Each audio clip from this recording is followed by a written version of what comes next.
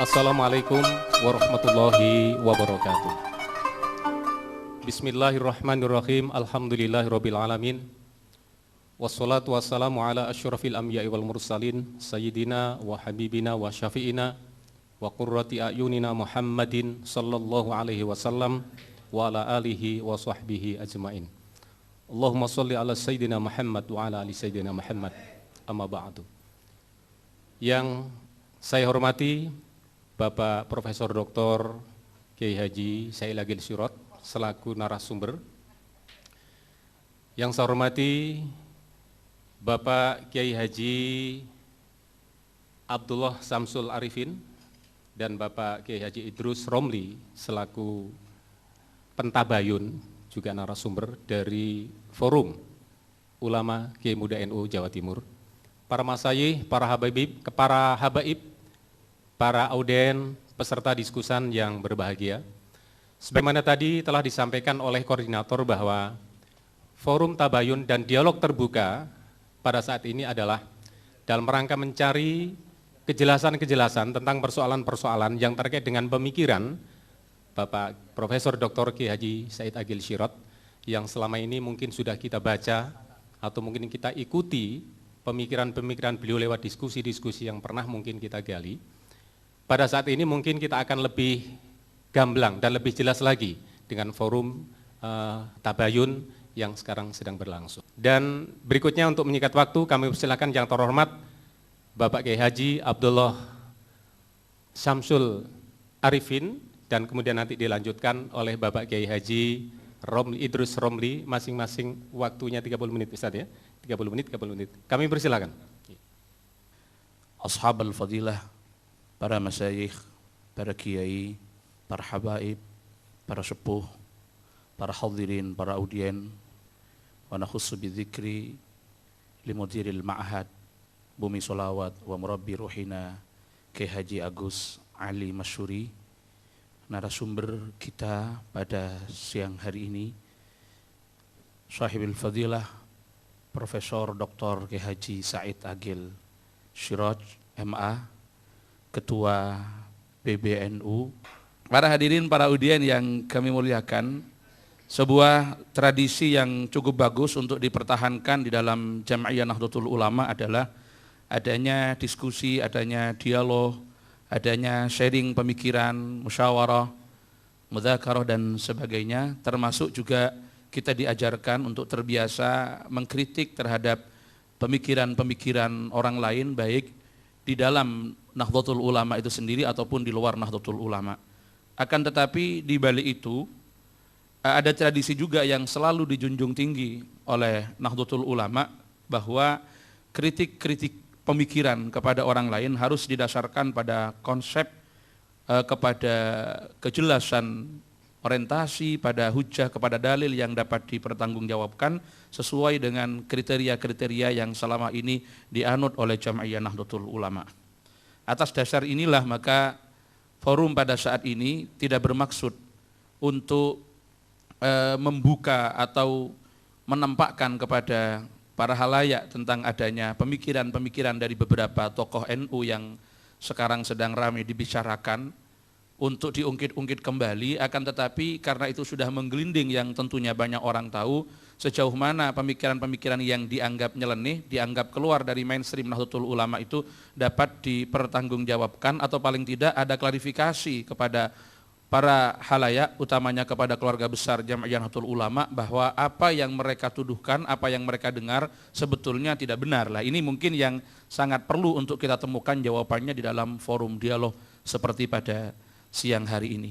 Oleh karena itu, untuk menyingkat waktu, di sini ada beberapa persoalan yang ingin kami mintakan klarifikasi kepada yang terhormat Al-Wajil Profesor Dr. Kiai Haji Said Agil Sirot terkait dengan beberapa lontaran pemikiran-pemikiran beliau yang dimuat di berbagai media, utamanya di dalam salah satu buku beliau, Tasawuf sebagai Kritik Sosial, yang terbit beberapa tahun yang lalu.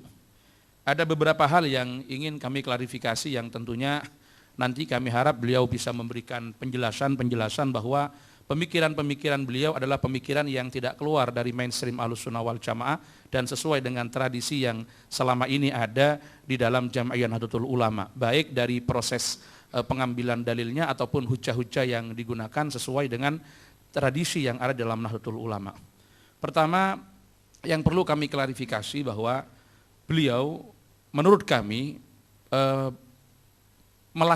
telah melakukan sebuah liberalisasi pemikiran di dalam Ahlussunnah wal Jamaah dan di dalam pemikiran Islam itu sendiri. Di mana dalam salah satu pernyataannya beliau menyatakan kelahiran Aswaja secara historis tidaklah bisa dilepaskan dari perkembangan politik yang terjadi pada saat ini, bahkan kehadiran Islam pun syarat dengan nuansa politis. Lebih-lebih pada bagian yang terakhir, ketika kehadiran Islam itu dianggap sebagai sesuatu yang syarat dengan kepentingan politis, ini sangat menggelitik kami. Karena dalam keyakinan kami, Islam sebagai agama wahyu diturunkan oleh Allah semata-mata untuk menjadi penuntun, untuk menjadi aturan yang bisa mengantarkan umat ila ma fihi salahu ma'ashihim wa ma'adihim. Tidak karena ada suatu kepentingan politik, tetapi memang Allah yang berhajat untuk menurunkan agama itu sendiri sebagai pengejawantahan dari tujuan diciptakannya manusia, wa ma khalaqtul jinna wal insa illa liya'budun. Bagaimana manusia bisa menghamba, bisa menyembah kepada Allah, maka harus diatur dengan seperangkat aturan, yang aturan itulah yang kemudian disebut dengan ad-din, yang disebut dengan Islam yang kita yakini, menurut kita, menurut Ahlussunnah wal Jamaah versi Nahdlatul Ulama, kalau mau dipersempit lagi, sebagai dinun sa'ikun lidawil uqulis salimah ila ma huwa fihi salahu ma'ashihim wa ma'adihim. Jadi ketika dianggap bahwa kelahiran Islam syarat dengan nuansa politik, ini seakan-akan menafikan keberadaan Islam sendiri sebagai agama wahyu yang memang diturunkan oleh Allah untuk mengatur bagaimana perilaku dan cara manusia untuk menghambakan diri kepada Allah Subhanahu wa taala. Ini yang kami mohon adanya klarifikasi. Termasuk Aswaja itu sendiri. Memang kita akui bahwa kemunculan Ahlussunnah wal Jamaah, kemunculan nama Ahlussunnah wal Jamaah, Aswaja, ini kadang-kadang kalau di NU sering diplesetkan menjadi Azwaja ini. Ya, karena kalau belum Azwaja kayaknya belum pas jadi ketua PBNU ini. Harus Azwaja dulu, tidak hanya Aswaja ini. Jadi kelahiran Ahlussunnah wal Jamaah memang secara kelembagaan sebagai sebuah aliran, sebagai sebuah madhab yang rumusannya tuntas di tangan Abil Hasan al-Imam al-Asy'ari radhiyallahu an dan Abi Mansur al-Maturidi, itu baru muncul pada akhir abad ketiga dan awal abad keempat Hijriah. Tetapi nomenklatur penamaan Ahlussunnah wal Jamaah sudah ada pada akhir masa sahabat. Ini secara penamaan, akan tetapi kalau kita melihat kepada hakikat dan substansi daripada Ahlussunnah wal Jamaah itu sendiri, kita meyakini bahwa Aswaja lahir bersamaan dengan lahirnya Islam itu sendiri. Karena yang diperjuangkan oleh Ahlussunnah wal Jamaah adalah mengembalikan Islam sebagaimana diajarkan, diamalkan oleh Rasulullah dan dipraktekkan bersama-sama dengan para sahabat. Jadi cukup menggelitik. Mungkin apakah ini hanya sebatas pandangan beliau bahwa yang dimaksud lahirnya Islam, lahirnya Aswaja dilihat hanya pada aspek dimensi historisnya saja, tanpa melihat substansi daripada Islam dan Aswaja itu sendiri, sehingga beliau berani mengatakan bahwa kelahiran Islam tidak bisa dilepaskan dari persoalan atau syarat dengan nuansa politik. Ini yang perlu kami mintakan klarifikasi, karena setelah kita melakukan kajian, pernyataan-pernyataan beliau ini kurang pas, kurang cocok dengan apa yang diajarkan oleh sesepuh-sesepuh kita, utamanya yang disampaikan oleh Hadratus Syekh Kiai Haji Hasyim Asy'ari, baik di dalam Qanon Asasi ataupun di dalam Risalah Ahlussunnah wal Jamaah.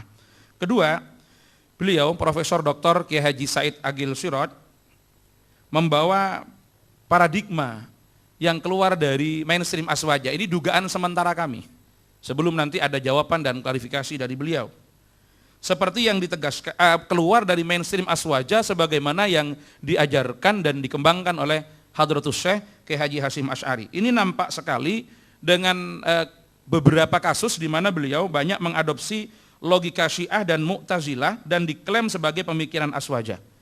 Di antara paradigma Syiah dan Mu'tazilah yang diadopsi oleh beliau, beliau menyampaikan di dalam buku Tasawuf sebagai kritik sosial itu pada halaman 80, 81, 416 dan 417, bahwa Ahlussunnah wal Jamaah dengan konsep keimanan terhadap qada dan qadar Allah itu berarti Jabariyah. Sedangkan Jabariyah dikembangkan dan didukung oleh Muawiyah bin Abi Sufyan guna melanggengkan status quo serta meyakinkan keabsahan dinastinya. Nah, ini mungkin hal-hal yang juga perlu kami mintakan klarifikasi kepada beliau, karena data-data ini nampaknya beliau ambil dari karya-karyanya orang Mu'tazilah. Jadi diambil dari salah satu buku yang berjudul Tabaqatul Mu'tazilah. Ini asumsi-asumsi yang semacam itu kita temukan referensinya di sana. Padahal bagi kita konsep qadha dan qadar Allah itu bukan Jabariyah, tetapi konsep yang membedakan antara Qadariyah dengan Ahlus Sunnah wal Jamaah. Sedangkan pernyataan bahwa Muawiyah yang mengembangkan dan mendukung Jabariyah untuk melanggengkan kekuasaannya dan membenarkan semua tindakannya, menurut kami dari penelitian kami sampai saat ini tidak didukung oleh riwayat yang valid yang bisa dipertanggungjawabkan keabsahannya. Qadariyah, kata beliau, dikembangkan oleh Muhammad bin Ali al-Hanafiyah yang diklaim sebagai guru Wasil bin Atta, salah seorang pendiri Mu'tazilah. Padahal menurut penelitian kami, Qadariyah itu didirikan oleh Ma'bad bin Khalid al-Juhani pada masa-masa akhir generasi sahabat, dan pandangan ini yang ditentang oleh Ibnu Umar, Jabir, Anas, serta sahabat yang lain sebagaimana dijelaskan oleh Ki Haji Hasyim Asy'ari di dalam Risalah Ahlus Sunnah wal Jamaah. Yang ketiga, ada salah satu pernyataan beliau yang menyatakan bahwa Syiah dan Mu'tazilah patut dikatakan Ahlus Sunnah. Sementara ini rata-rata ketika orang ditanya, apa Sunni itu? Sunni ini definisi negatifnya yang bukan Syi'i gitu. Sementara definisi negatifnya Sunni yang bukan Syi'i, Syi'i yang bukan Sunni. Karena kedua kelompok ini tidak pernah menyatakan bahwa salah satu masuk di dalam yang lainnya. Tetapi beliau mengatakan bahwa Syiah dan Mu'tazilah patut dikatakan Ahlus Sunnah wal Jamaah. Sedangkan perbedaannya dengan Asy'ariyah dan Maturidiyah hanya bersifat furu'iyah. Padahal menurut pandangan kami, Syiah, Mu'tazilah bukanlah Ahlus Sunnah, sedangkan perbedaan antara Syiah dan Ahlus Sunnah tidak hanya ada pada persoalan furu'iyah, tetapi itu masuk pada persoalan-persoalan usul. Ini sebagaimana dijelaskan oleh Hadratus Syekh Ki Haji Hasyim Asy'ari dalam Risalah Ahlus Sunnah wal Jamaah. Kami tidak mengukur dari kitab-kitab yang lain, kami hanya ingin mengukur pemikiran beliau cocok enggak dengan tradisi Nahdlatul Ulama. Nah, kalau seumpama beliau berpikir itu tanpa melabelkan NU, ya berpikir kemana saja, mengambil rujukan di mana saja, kita tidak mau tahu. Tetapi karena selaku ketua PBNU dan calon ketua umum PBNU, maka harus diukur dengan tradisi Nahdlatul Ulama, salah satunya dengan produk-produk orisinil dari NU sendiri, yaitu karya-karya Hadratus Syekh Ki Haji Hasyim Asy'ari. Ini yang sementara ini menjadi patokan kami. Karena bagaimanapun beliau secara tegas di dalam Risalah Ahlus Sunnah wal Jamaah itu termasuk di dalam konon asasi menyatakan bahwa Rafidhah termasuk Syiah adalah kelompok di luar Ahlus Sunnah wal Jamaah yang tidak patut untuk diikuti dan tidak boleh untuk diamalkan oleh umat Islam di Indonesia, khususnya oleh keluarga Nahdlatul Ulama. Dan beliau mengatakan bahwa Rafidhah termasuk Syiah ini merupakan bagian daripada aliran yang sesat di dalam Islam. Ini ukuran-ukuran yang dipakai oleh Ki Haji Hasyim Asy'ari yang kemudian kita anut dan kita nukil pada kesempatan ini.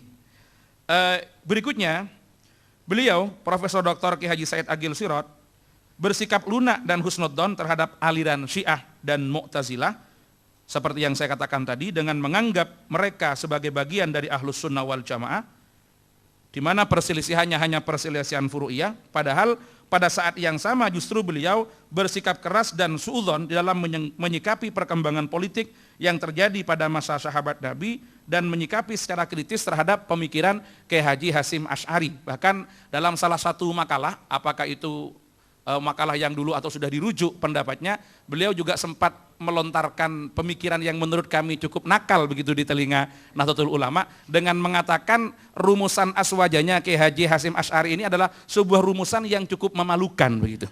Nah, ketika ini dipahami dan dibaca oleh komunitas Nahdlatul Ulama, nampaknya pembelaan kepada NU sendiri tidak ada, justru bersikap lunak dan husnudzon kepada orang-orang yang selama ini berbeda dengan Nahdlatul Ulama dan dianggap tidak masuk bagian daripada Ahlus Sunnah wal Jamaah sebagaimana yang kita yakini seperti Syiah dan Mu'tazilah itu sendiri. Kemudian ada lagi beberapa pemikiran beliau yang secara singkat kami sampaikan. Beliau juga mengatakan bahwa ini yang perlu kami klarifikasi tentang Ahmadiyah bukan aliran yang sesat. Ini kami juga minta klarifikasi apakah memang seperti itu atau ada pemelintiran orang terhadap pernyataan-pernyataan ini. Yang terakhir tentang pluralisme agama, sebetulnya ini agak mirip dengan pemikirannya jaringan Islam liberal, di mana beliau Profesor Dr. Kiai Haji Said Agil Sirot mengatakan bahwa semua agama itu benar dengan berargumentasi pada ayat 62 dari surah Al-Baqarah yang mengatakan innal ladzina amanu wal ladzina hadu wan nasara was sabiina man amana billahi wal yaumil akhir wa amila salihan falahum ajruhum inda rabbihim wala khaufun alaihim wa lahum yahzanun. Ini hampir sama dengan apa yang kemarin kami klarifikasi kepada jaringan Islam liberal. Kami menginginkan beliau menunjukkan data-data yang atau rujukan dari kitab-kitab tafsir yang dijadikan kesimpulan oleh beliau untuk mengembangkan aspek toleransi yang sangat tinggi atau mengembangkan pemahaman Islam yang inklusif yang tentunya sesuai dengan standar yang dipakai di dalam Nahdlatul Ulama, sesuai dengan kutub al-mu'tabarah yang selama ini dijadikan patokan dan dijadikan pegangan di dalam Nahdlatul Ulama. Karena menurut pandangan beliau, ayat tersebut tidak hanya dapat meruntuhkan dominasi syariah yang bersifat dzanniyat, tetapi memupus ragam-ragam absolutisme agama yang banyak terefleksi pada doktrin-doktrin teologi. Menurut beliau, dalam teks ayat tersebut, kebajikan dan balasan baik dari Allah, yaitu surga, tidak akan melihat predikat mukmin Yahudi, Kristen, Majusi, Buddhis, penganut Konghucu atau label-label agama lainnya, namun titik tekannya hanya ada pada kemauan mereka beriman kepadanya dan kehidupan akhirat serta beramal soleh. Nah, ini yang cukup menggelitik kami, karena dalam pemahaman kami bahwa mereka-mereka itu orang-orang yang beriman, orang-orang Yahudi, orang-orang Nasrani, itu kalau mereka beramal soleh, mereka baik, mereka beriman, mereka akan mendapatkan pahala dari Allah ketika mereka berpegang teguh pada agama mereka sebelum agama mereka dinasah oleh Islam. Karena menurut keyakinan kita, keluarga besar Jami'ah Nahdlatul Ulama, turunnya agama samawi itu secara otomatis menasah terhadap agama yang sebelumnya dan sebelumnya. Jadi ketika Islam turun, maka tidak ada pilihan lain bagi orang Yahudi dan orang Nasrani kecuali mereka harus berfusi ke dalam Islam itu sendiri. Sebagai pengejawantahan daripada man amana billahi wal yaumil akhir, maka mereka akan melakukan fusi karena iman kepada Allah, juga iman kepada berita yang disampaikan oleh Allah, keberadaan Rasulullah sebagai nabi terakhir, keberadaan Islam ya sebagai agama yang universal. Maka dengan demikian keimanan mereka harus disertai dengan sebuah konsekuensi mengakui dan mengikuti Islam sebagai satu-satunya agama yang benar ba'da maji'il Islam. Ini selama ini yang dipahami oleh komunitas Nahdlatul Ulama dari beberapa referensi dan kitab-kitab tafsir yang selama ini kita anggap sebagai bagian dari kutub al-mu'tabarah. Saya kira ini pengantar dari kami, dari komunitas Forum Kiai Muda, ini asuhan Kiai Haji Ali Masyhuri. Kenapa Kiai Muda? Karena yang tergabung di sini rata-rata usianya itu 30-an Kiai. Jadi 31, 32, 33 dan belum sampai 35-an. Jadi disebut dengan Kiai Muda semua ini. Ini bimbingan dan asuhan Kiai Haji Agus Ali Masyhuri. Untuk selanjutnya kami kembalikan kepada moderator untuk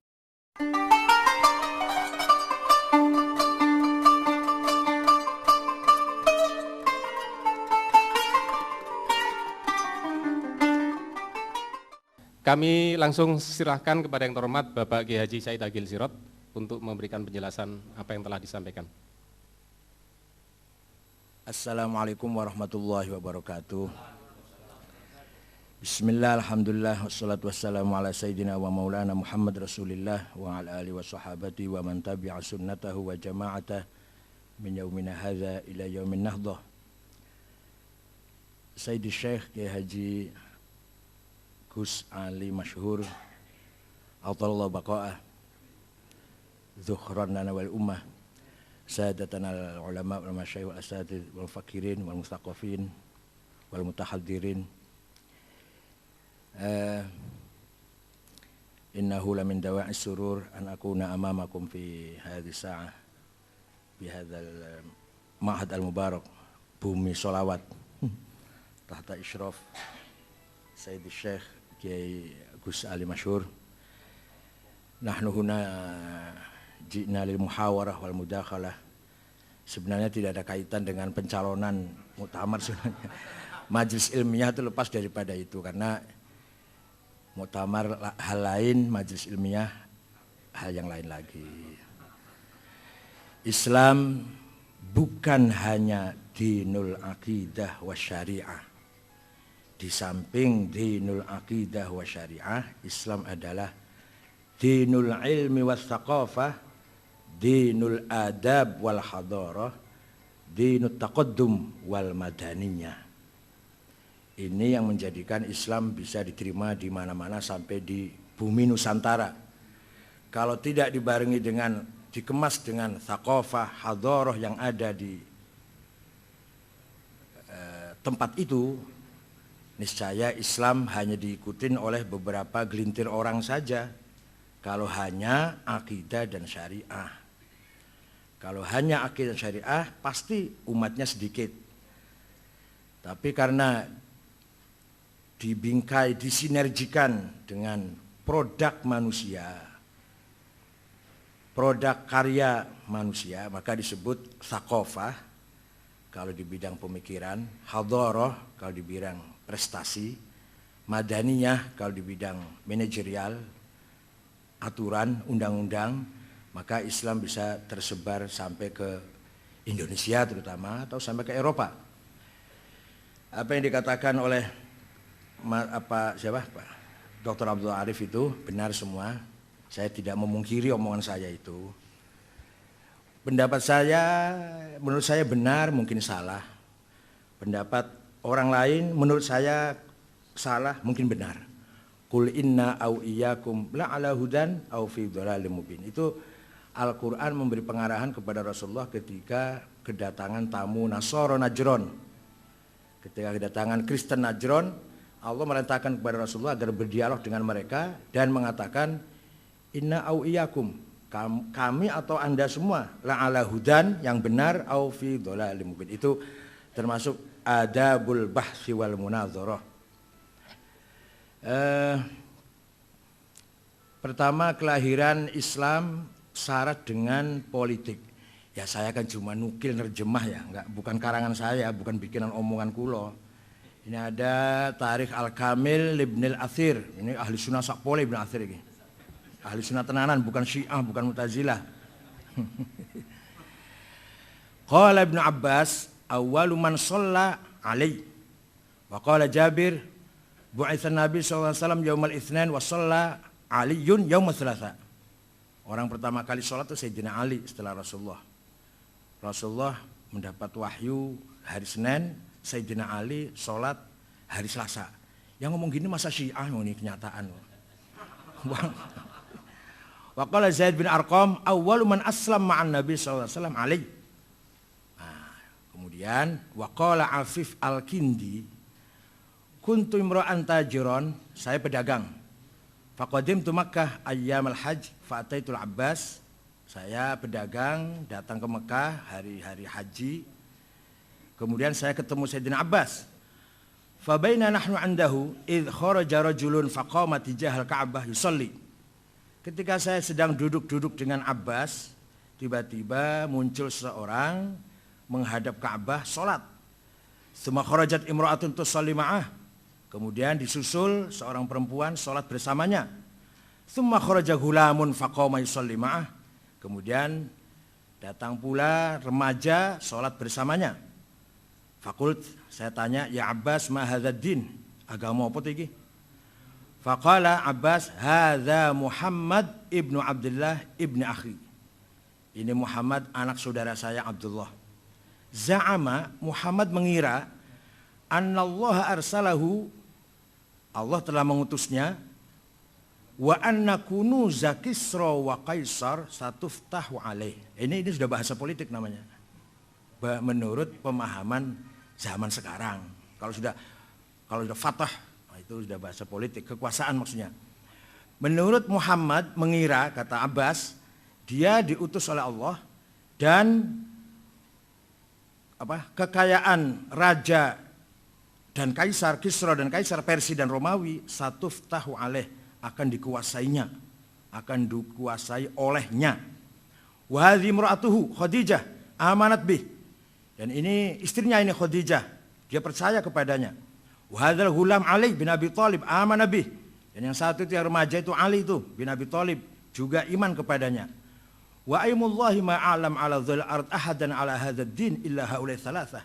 Demi Allah saya enggak tahu agama di atas bumi yang seperti ini kecuali yang orang tiga ini, yang diikuti oleh orang tiga ini. Qala Afif laitani kuntu rabi'an. Mudah-mudahan saya nanti yang nomor 4. Jadi agama ini baru orang tiga, Muhammad, Khadijah dan Ali. Kata Afif, mudah-mudahan aku nomor 4-nya.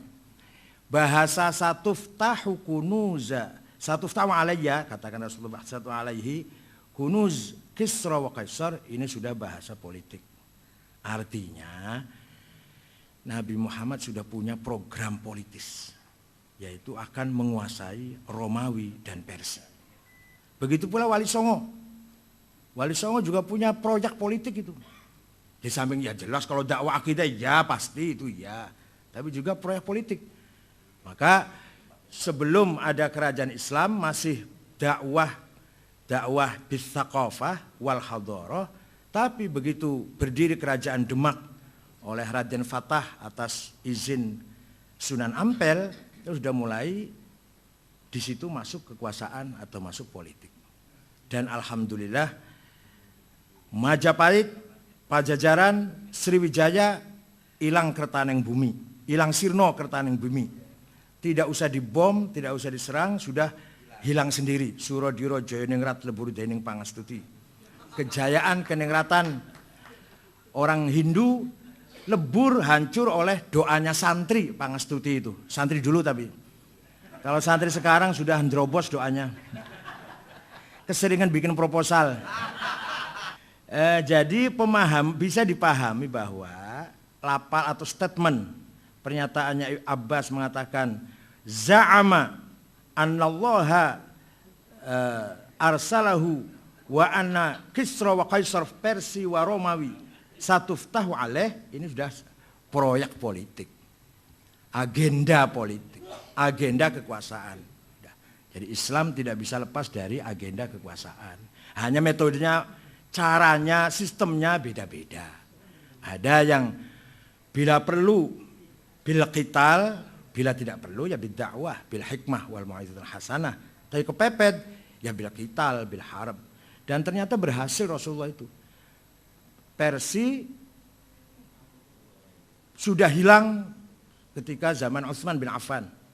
Dimulai dengan ketika zaman Sayyidina Umar, perang Al-Qadisiyah di bawah komandan Sa'ad bin Abi Waqqas sudah mulai menggetarkan Persi, rajanya sampai lari.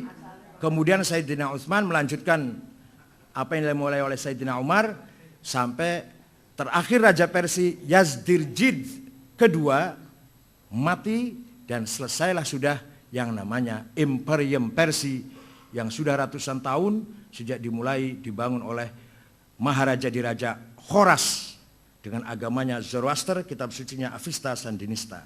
Kalau Romawi bertahan lama, baru hilang Romawi dari peta bumi tahun 1455. Baru kemarin ini artinya baru 500 tahun ya, 1455, yaitu Sultan Muhammad Al-Fatih dari dinasti Utsmaniyah. Itu menurut saya ini pemahaman politik. Jadi sekedar pemahaman ya. Kalau bacanya cuma utawi iku letterlek ya enggak jauh itu. Tapi saya dulu juga baca kitab utawi iku saya hafal. Fa utawi li mubtada iku khobar opo li fa'ilin wa naibih dhohar wa ing li maf'ulin bihi krono li maf'ulin li ajlihi wa ing dalem dhorof serta li maf'ulin ma'ah wa kang sifah silatu mausulin kadza mithlu sifah wa mutlaqul maf'uli fihi kelawan kadza kabaul jarri fatlu bil bayan apane litamyizi hale halu fajtahidu bil hifdzi ya rijalu. Juga saya hafal itu. Artinya dulu juga saya ngaji utawi iku, dulu juga sama. Malah pernah ngaji Ja'a Zaidun, saya enggak paham, baru paham sekarang bahwa itu kategori 10. Zaidut tawilul abyadu ibnu maliki fi baitihi bil amsi kana muttaqi biyadihi saifun lawahu faltawa fahadhihi maqulatun ashrun sawa. Rupanya kiainya ngajarnya kurang paham, apalagi yang ngajinya.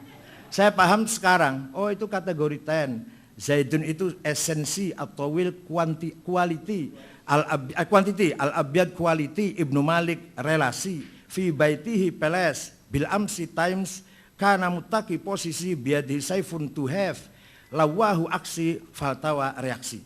Itu Syekh Ahmad Zaini Dahlan yang bikin kitab Ja'a Zaidun, gurunya Syekh Muhammad Nawawi Banten dan Syekh Ahmad Khotib Sambas. Ahmad Khotib Sambas wafat tahun 1794. Kalau Muhammad Nawawi Banten wafat tahun 1884. Khotib Sambas 1792. Kalau Muhammad Nawawi Banten 1884. Syekh Nawawi Banten punya murid Ki Mahfud Termas. Mahfud Termas punya murid Ki Hasyim Asy'ari. Ki Hasyim Asy'ari diganti putranya Wahid Hasyim. Wahid Hasyim ganti putranya Abdurrahman Wahid. Abdurrahman Wahid diganti Hasyim Muzadi. Ahmad Zaini Dahlan muridnya Syekh Ad-Dasuqi yang punya Ummul Barahin. Ad-Dasuqi muridnya Al-Baijuri yang punya Jauhar Tauhid.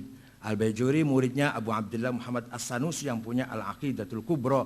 As-Sanusi muridnya Muhammad Abduddin Al-Iji yang punya Al-Mawaqif fi Ilmil Kalam 7 jilid.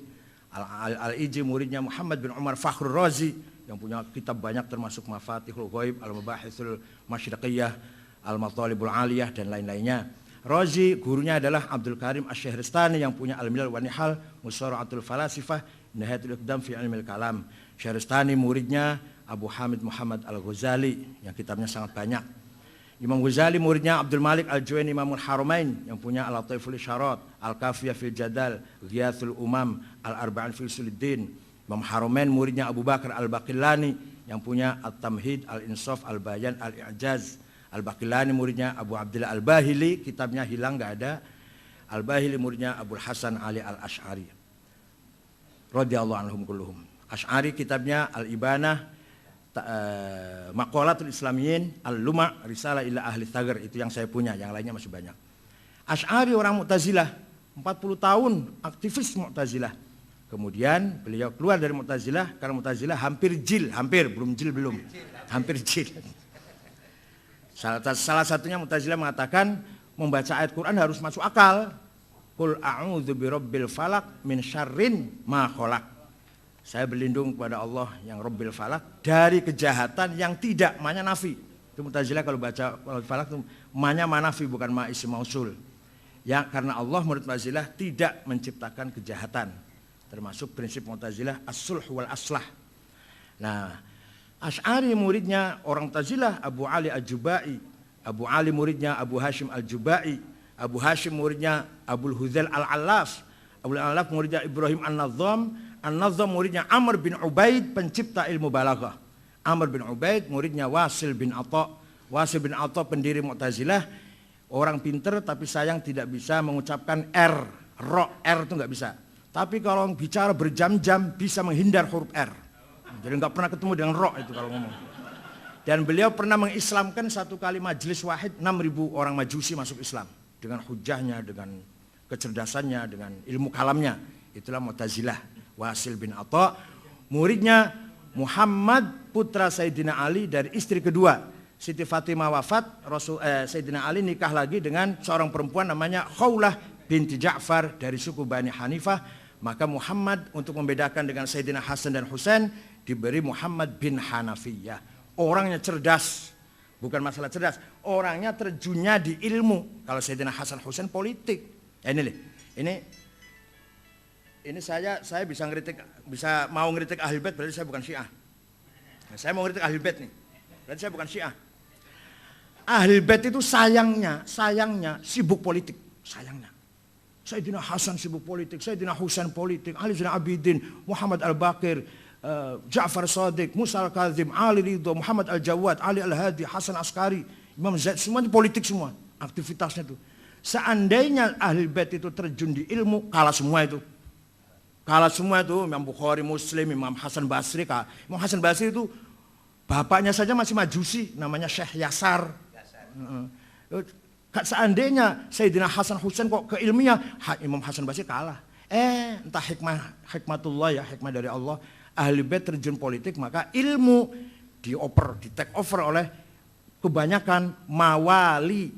Mawali itu artinya bekas budak, tapi sudah tidak. Iya, bekas budak, bekas tahanan perang. Hasan Basri bapaknya tahanan perang dan seterusnya. Fudail bin Iyad, Sufyan Tsauri itu semua bukan orang Arab semua itu. Yang ahli hadis itu nggak ada satupun orang Arab. Satu aja nggak ada orang Arab ahli hadis. Bukhari, Muslim, Abu Dawud, Tirmidzi, Nasai, Ibnu Majah, Daruqutni, nggak ada orang Arab itu. Ibnu Huzaimah. Imam 4 itu yang Arab 2, yang 2 bukan. Imam Syafi'i dan Malik orang Arab, Imam Hanafi dan Hambali bukan orang Arab. Ahli tafsir itu yang besar-besar bukan orang Arab. Ibnu Jarir, Ja'far At-Tabari orang Tabaristan, dan Razi juga orang Rai, ini mufassirin. Walhasil kelemahan Ahlul Bait waktu itu tergoda, terjebak oleh politik. Oleh karena itu yang membangun peradaban thaqafah, hadarah bukan politikus tapi para ulama dan mufakkirin. Seandainya tidak ada model orang kayak Hanafi, Syafi'i, Malik, Hambali, Bukhari, Muslim dan teman-temannya, Imam Abu Asy'ari, Imam Junaid, niscaya Islam tanpa ilmu. Niscaya Islam hanya politik. Seandainya nggak ada NU di Indonesia ini, Islam tinggal pelangnya saja. Itu pun kalau orang NU-nya tetap khitoh. Kalau ke politik ya udah politik semua. Jadi yang membesarkan Islam selama ini ilmil ulama, bukan siasatil zu'ama, bukan. Para politisi itu 4 orang saja yang baik. 1, Umar bin Abdul Aziz dari dinasti Bani Umayyah. 2, Harun Rashid dari dinasti Bani Abbasiyah. 3, Salahuddin Al-Ayyubi dari Ayyubiyah. Dan Sultan Muhammad Al-Fatih dari Utsmaniyah. Lainnya, raja-raja yang lain tidak beda dengan kayak Pak Harto atau kayak... Ya biasa ya, kalau dengan lawan membunuh dengan kejam biasa itu. Bahkan banyak sekali ya dinasti Utsmaniyah tuh anak membunuh bapaknya supaya cepat-cepat jadi raja kan. Nunggu mati anaknya kok, nunggu mati bapaknya kok suwi banget pateni wae. Sultan Brunei mengkudeta bapaknya. Amir Qatar sekarang ini juga menggulingkan bapaknya. Bapaknya dibuang ke Inggris, dia rebut kekuasaannya. Nggak sabar ngenteni bapaknya mati. Nah itu kalau sudah bicara politik. Jadi yang mengangkat Islam ini adalah al-thaqafah, al-ilm, al-hadarah yang digeluti atau dikembangkan oleh ilmu ulama. Kemudian sejarah politik Islam. Ya saya sendiri heran ya, saya juga heran Pak Abdullah Arif, kenapa antar sahabat kadang pisu-pisuan, perang Jamal itu yang mati dari kedua belah pihak sampai 8.000, perang Siffin, surat-suratnya antara Sayyidina Ali dan Muawiyah kadang ya saling ya adu Allah, bahasa gitu loh, bahasa wahai musuh Allah gitu, bahasa begitu. Saya juga heran kenapa menggunakan bahasa gitu. Jadi kalau kita masih begini masih mending masih. Kalau hanya beda Karsa dan Kaji hanya ya nggak sampai perang Jamal itu masih bagus itu. Dulu sampai perang Jamal. Ini sejarah. Tidak bisa ditutup-tutupin, tertulis dalam buku sejarah. Nah, saya sekedar membaca, menerjemahkan sedikit, nukil sedikit, langsung dituduh Syiah. Karena memang kita nggak biasa menganalisis sejarah. Makanya di Universitas Zaitun di Tunis, Zaitunah di Tunis, menerima mahasiswa yang bukan Arab hanya 1 di jurusan sejarah peradaban Islam. Tidak menerima di syariah atau lughah enggak. Karena apa? Karena mereka tahu yang dibutuhkan tuh bagi yang non Arab yang datang dari Indonesia, Malaysia dan sebagainya itu adalah sejarah. Nah, maka Universitas Zaitunah tidak menerima yang non Arab ke syariah atau fikih atau lughah enggak. Nah, kemudian politik berkembang, ulama juga berkembang, peradaban juga berkembang. Yaitu tadi untung ada model Imam Hasan Basri, ada Fudail bin Iyad, ada Sufyan Tsauri, untungnya itu. Ada Abdullah Al-Muhasibi, Abdul Harith Al-Muhasibi, Abdullah Ibnu Kullab, Abu Bakar Al-Qolanisi. Itulah pemikir-pemikir sebelum Imam Asy'ari. Nah, puncaknya ahli sunnah adalah Imam Asy'ari. Walaupun lapal atau label secara eksplisit ahli sunnah wal jamaah zaman Rasulullah belum terdengar itu. Paling ada ma'ana alaihi washabi, lapal secara eksplisit ahli sunnah wal jamaah itu belum terdengar ketika zaman sahabat. Seandainya ada niscaya Imam Hasan Basri sudah pakai itu. Seandainya ada lapal ahli sunnah wal jamaah, Imam Hasan Basri niscaya sudah pakai. Kenapa baru terdengar mulai abad kedua Hijriah? Ini ilmiah loh ya, ilmiah bukan karena senang atau enggak senang.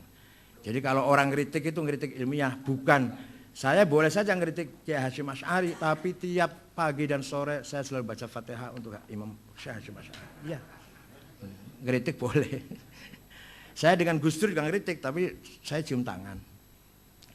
Kemudian Syiah dan Mu'tazilah. Coba kalau bacanya dari agak awal gitu jadi nggak sepenggal gitu bisa paham. Begini, pelajaran, gampangannya gitulah. Pelajaran di universitas di Timur Tengah, apa Al-Azhar, apa Ummul Qura, apa ada 2 mata kuliah. Al-Firaqul Islamiyah dan Al-Firaq Ghairul Islamiyah. Itu pelajaran saya, mata kuliah saya. Al-Firaqul Islamiyah, Khawarij, Jabariyah, Qadariyah, Jahamiyah, Murji'ah, Mu'tazilah, Syiah. Syiahnya pun nanti yang Imamiyah ya, yang Imamiyah. Nanti ada lagi yang mata kuliah namanya Al-Firaq Ghairul Islamiyah. Ismailiyah, Batiniyah, Bahaiyah, Babiyah, Ahmadiyah. Itu pelajaran mata kuliah sendiri. Ghairul Islamiyah, Al-Firaq Ghairul Islamiyah. Kalau yang tadi Mu'tazilah, Syiah apa itu? Nama mata kuliahnya Al-Firaq Al-Islamiyah. Jadi apa artinya? Artinya partai-partai itu masih koridor, dalam koridor Islam. Lahirnya dari betul-betul dari ihtikak wal munafasah di dalam internal masyarakat Islam sendiri, bukan intervensi dari orang luar. Kalau sudah kebatinan, sudah Ismailiyah, Bahaiyah, Qadianiyah, Babiyah, nah itu sudah intervensi dari eksternal. Ada agenda dari musuh Islam. Kalau Syiah, Ahli Sunnah, Jabariyah, Qadariyah itu lahir dari perut orang Islam. Sama seperti di kita. NU, Muhammadiyah, Wasliyah, Nahdlatul Wathon, Perti, Syariah, dari perut bangsa Indonesia. Tapi kalau HTI, Majelis Mujahidin, Salafi itu ekspor itu. Impor itu. Nah, tapi kalau NU, Muhammadiyah dengan segala perbedaannya lah, bagaimanapun orsinil dari pergerakan, gesekan, kompetisi, berlomba-lomba, Muhammadiyah dan NU muncul, Masyarakat Islam, Nahdlatul Wathon, Persis masih dari perutnya orang bangsa Indonesia. Artinya mau nggak mau, sejarah Islam Indonesia adalah pasti sejarahnya NU, sejarahnya Muhammadiyah, sejarahnya Syarikat Islam, sejarahnya Persis, sejarahnya Nahdlatul Wathon, sejarahnya Al-Khairat, itu pasti. Kalau kita mau ingin tahu sejarah Islam di Indonesia. Sejarah Islam secara dunia pasti. Kalau ingin tahu, kalau ingin baca sejarah Islam secara keseluruhan, ya pasti nanti akan bicara Mu'tazilah, Syiah, Khawarij, Jabariyah, Qadariyah, Murji'ah, Jahamiyah, Ahli Sunnah, Sufi, Falasifah, pasti. Ya itulah sejarah kita. Itu milik kita, semua milik kita. Nggak bisa dihindari. Hanya memang ada perbedaan, tapi itu adalah hasil Thaqafah, hadarah umat Islam. Orsinil itu, bukan karena apa namanya? Transnasional. Malah ketika itu Muawiyah pernah ditawari oleh Romawi. Saya bantu ya, nolak Muawiyah waktu perang dengan Sayyidina Ali. Kata Muawiyah, enggak, saya enggak butuh bantuan. Hanya saya ingin damai dengan kamu, sementara saya lagi ngadepin Ali dulu. Jangan berhenti dengan Romawi perangnya dulu. Tapi mau dibantu enggak? Masih bagusnya begitu.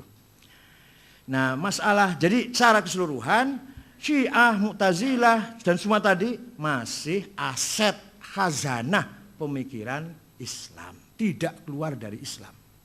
Bahkan saya mengatakan tidak keluar dari Ahli Sunnah karena selama masih menjunjung tinggi Al-Quran, nomor 2 hadis, nomor 3 baru akal.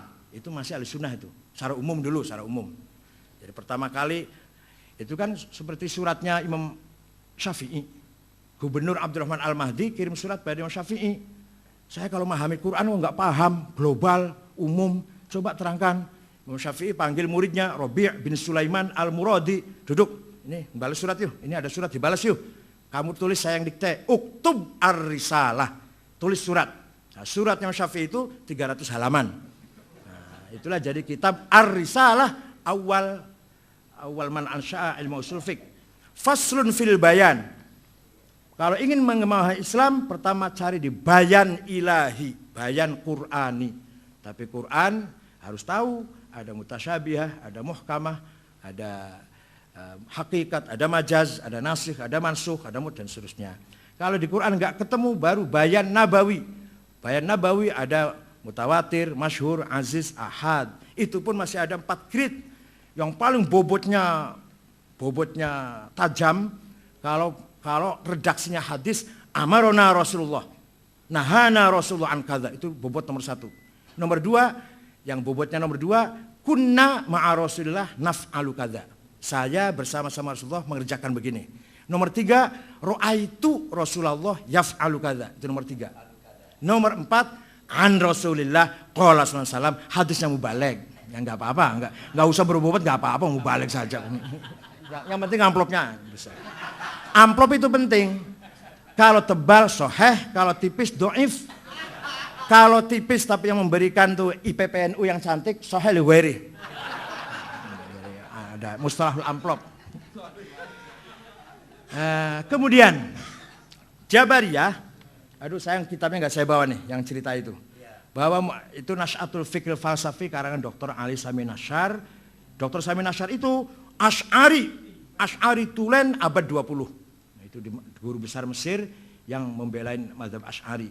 Ceritanya setelah Sayyidina Ali meninggal, Muawiyah ngomong, semua yang terjadi ini biqudratillah wa qadaihi wa masyiatihi wa ridahu. Lau lam yardo lam yaqa. Ini semua takdir Gusti Allah. Ali kalah, aku menang. Nah, dia kan menang, enggak ada Ali, enggak ada saingan sudah. Dan barang siapa enggak menerima ini, berarti enggak menerima, menolak takdir Allah atau kehendak Allah. Ini kan politis nih, lepas dari benar atau enggak, akidah itu, tapi itu jelas digunakan untuk kepentingan politik. Maka dikanter oleh putra Sayyidina Ali yang namanya Muhammad itu menggelar pengajian di Masjid Madinah, la qadha wala qadar, af'alul ibad minal ibad, titik. Tidak ada qadha qadar, perbuatan manusia dari manusia. Imannya Abu Bakar, imannya Umar dari Abu Bakar Umar sendiri. Kufurnya Abu Jahal, Abu Lahab dari Abu Lahab, bukan takdir Allah, bukan intervensi Allah. Nah, itu pemikirannya Muhammad bin Hanafiyah. La qadha wa la qadar af'alul ibadi minal ibad. Di antara muridnya yaitu Syekh Ma'bad Al-Juhani dan Ghailan Ad-Dimashqi. Nambahin la qadha wa la qadar af'alul ibad minal ibad wal amru unuf. Ini yang disalahkan oleh Ibnu Umar, wal amru unuf. Tidak ada qadar, perbuatan manusia dari manusia. Allah pun baru tahu kejadian setelah terjadi. Ya Allah kaget, Khaufah kalah. JK kalah itu kaget. Loh, JK kok kalah? Itu Allah kaget. Allah taunya JK kalah setelah kalah itu. Allah taunya Khaufah kalah setelah kalah itu.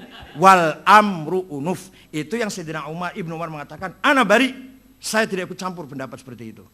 Itu disebut al-qadariyatul ula. Qadariyah pertama. Nanti akan dimodernisir oleh Wasil bin Atha. Wasil bin Atha mengatakan af'alul ibadi minal ibad la qadha wa la qadar walakinallaha ya'lam. Allah tahu Abu Bakar akan iman, Abu Jahal akan tidak iman, Umar akan iman, Abu Lahab akan tetap kufur, Allah tahu. Tapi imannya Abu Bakar Umar, kufurnya Abu Jahal Abu Lahab bukan takdir Allah, bukan intervensi Allah. Itu menurut Mu'tazilah. Imam Asy'ari mau cari jalan tengah. Nah, tengah itu kadang-kadang tepat, kadang-kadang bulat. Tengah yang namanya tengah. Kadang-kadang nggak jelas. Makanya khitoh itu harus jelas tuh kadang-kadang. Soalnya khitoh itu kadang ada khitoh ideologis, ada khitoh strategis. Kalau ada khitoh strategis itu yang ini alhamdulillah Menteri Agama masih orang NU. Kalau Menteri Agama dapat Salim Jufri, waduh. Ini alhamdulillah Surya Dharma Ali. Jadi NU ada 4. Surya Dharma Ali Menteri Agama, Muhaimin Menteri Tenaga Kerja dan Imigrasi, Faisal Zen itu dari Cirebon, Menteri Percepatan Daerah Tertinggal, dan Pak Muhammad Nuh Menteri Diknas. Ini baru kali ini ada Diknas dipegang oleh orang. Tapi Pak Muhammad Nuh itu NU-nya harus dikawal, NU yang masih harus dikawal gitu. Karena nggak pernah aktif di NU kan? Hanya iya tak? Oh gitu nggih. Saya belum dengar. Sekarang. Tadinya nggak pernah. Jadi walhasil NU, tapi NU yang harus dikawal gitu loh. Kayak Pak Slamet Effendi Yusuf, itu NU 100%. 2 periode ketua Ansor, anaknya Kiai Yusuf hafidz Quran, tapi Golkarnya 150%. Enggak. Bukan karena muktamar, bukan. Ya memang gitulah. Beliau 20 tahun meninggalkan NU, 20 tahun di Golkar. Waktu Cipasung itu lawan Gus Dur, belain Abu Hasan waktu Cipasung. Jadi NU-nya 100%, anaknya Kiai Yusuf, Haji Barang, Pondok Tahfidz Quran. Golkarnya 150%. Dan Golkar dulu lagi, bukan Golkar sekarang. Kalau Golkar sekarang kan setengah halal. Nah, dimorganisir oleh dicari jalan tengah oleh Imam Asy'ari begini. Istita'atul insan la qoblal fi'li wala ba'dal fi'li faqat indal fi'li. Saya tidak boleh mengatakan gelas ini tak banting pasti pecah, nggak boleh. Nggak bisa ngomong pasti pecah. Atau setelah saya pecahkan satu, kemudian satu lagi. Ini yang satu lagi juga kalau saya banteng pasti pecah. Itu ba'dal fi'li, tidak juga. Tapi saya bisa mengatakan saya angkat gelas, saya banting, bersamaan dengan saya banting gelas, Allah mentakdirkan gelas pecah. Ma qata'tu min linatin aw taratu ma qaimatan rasulillah fa bi idznillah wa la taqulanna li syai'in inni fa'ilun dzalika illa ayyasha Allah. Jadi kalau ngomong Imam Asy'ari begini, tak tempeleng kamu, insyaallah mengo kamu. Tak pukul insyaallah kepalamu pecah. Barusan insyaallah terus, enggak boleh enggak ada insyaallah. Iya, makanya enggak harus ada. Ya, belum bisa dijadikan ukur kufrun gitu, nggak bisa Pak. Ya nggak apa-apa. Ya, jadi Mu'tazilah mengatakan, kalau Mu'tazilah tidak, istita'atul insan mutlak, qoblal fi'li ma'al fi'li indal fi'li. Nah, kalau yang Jabariyah mutlak juga, manusia tidak bisa apa-apa, la qobla wala ba'da wala ma'a. Asy'ari tengah-tengah, ba'da dan qobla tidak, tapi ma'indal fi'li. Kalau saya nginjak semut, kemudian semut itu mati, itu saya hanya bebarengan, bersamaan saya melakukan kasab, melakukan ikhtiar, nginjak semut, Allah nyabut nyawanya semut. Itu Asy'ari itu. Ya itulah. Nah ini namanya perdebatan ulama luar biasa. Ini pun baru secuil, ini baru sedikit sekali. Kalau baca Maqalatul Islamin luar biasa. Dan Imam Asy'ari itu bagusnya, baiknya Imam Asy'ari itu, ketika menceritakan pendapat lawan, tidak apa? Sikoh, tidak nambahin, tidak ngurangin dalam kitab Maqalatul Islamiyin. Kalau Ibnu Taimiyah kadang nambahin, kadang ngurangin kalau Ibnu Taimiyah. Atau Abdul Qahir siapa? Al-Baghdadi itu kadang keterlaluan kalau menceritakan pendapat lawan. Kalau Asy'ari tidak. Maqalatul Islamiyin apa adanya. Kata lawan itu diceritakan sebenarnya baru dijawab. Nah, sudah. Kemudian perbedaan. Jadi kalau kita bicara pokok bahwa Mu'tazilah, Syiah dan Asy'ari sama-sama iman billah, iman bi kutubihi, iman bil yaumil akhir, iman bin nubuwah, iman bis sam'iyat wal ma'ad, sam'iyat, ilahiyat, nubuwat, ma'ad. Ya, Islam masih dalam koridor Islam. Kalau sudah salah satunya itu tidak mempercayai ilahiyat, nubuwat, sam'iyat, ma'ad, baru kita pertanyakan keislamannya. Tapi kalau Mu'tazilah, Asy'ari, Syiah yang imamiyah lu ya, sama masih percaya pada ilahiyat, nubuwat, sam'iyat, dan ma'ad. Secara umum. Adapun setelah itu perbedaan, jangankan Syiah dan Ahli Sunnah. Di dalam Ahli Sunnah Asy'ari juga kadang tajam sekali perbedaannya. Menurut Imam Razi, yang penting sifat yang 20 cuma satu, sifatul ilmi. Yang penting itu. Cuma kalau sudah ilmu pasti wujud. Kalau ilmu pasti kudrah, kalau ilmu pasti irodah, kalau ilmu pasti hayah, kalam, sama, basor. Kalau ilmu pasti, itu loh. Jadi Imam Razi sendiri mengatakan yang penting sifat Allah satu, al-ilm. Itu kan hampir Mu'tazilah itu, hampir Mu'tazilah. Kalau Mu'tazilah mengatakan Allah nggak punya sifat. Tapi kalau punya sifat, sifat Allah itu qadim apa hadis? Kalau hadis mustahil, zatnya qadim kok sifatnya hadis. Kalau qadim la ta'addadatil qudama. Sing qadim wakil banget, zatnya Allah sifatnya pitu. Berarti wulu qadim. Kristen menganggap 3 qadim saja kafir, apalagi. Nah itu ini hujahnya Mu'tazilah. Maka Allah alimun bi'ilmin huwa dzatuh. Allah qadirun biqudratin hiya dzatuh. Itu i'lalnya Mu'tazilah. Kata Asy'ari tidak. Allah alimun bi'ilmin. Wal ilmu sifatun qaimatun zaidatun ala dzat laisat hiya dzat wala hiya ghairuha. Allah itu zat plus sifat ilmu. Jadi Allah zat dan ilmu. Ilmu itu zaidah. Lah ilmu ini bukan zat Allah, mengkantar Mu'tazilah. Bukan selain zat Allah, mengkantar Kristen. Kristen mengatakan sifat kalam itu pisah dari zatnya. Jadilah Yesus. Itu namanya antropoforisme. Apa namanya? Antropomorfisme. Ya. Ada sifat menjelma menjadi sosok. Namanya tajassud.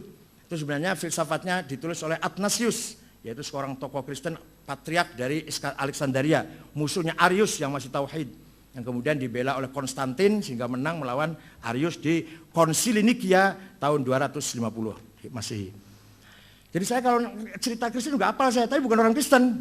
Nanti dikira saya cerita Syiah apal, orang Syiah. Ada yang ngomong itu, sama ini cerita Syiah lu apal banget. Ya saya cerita apa saja apal, kalau yang ini loh, kalau fikih saya enggak, kalau fikih saya angkat tangan. Tapi kalau cerita begini-begini saya apal. Jadi menurut Asy'ari, sifatun zaidatun ala zat laisat ghairoha, sifat itu bukan zat, laisat hiya zat, mengkantar Mu'tazilah yang mengatakan sifat hiya zat. Wala hiya ghairoha sebentar, laisat hiya zat mafhumus sifat mukhalif an mafhumiz zat.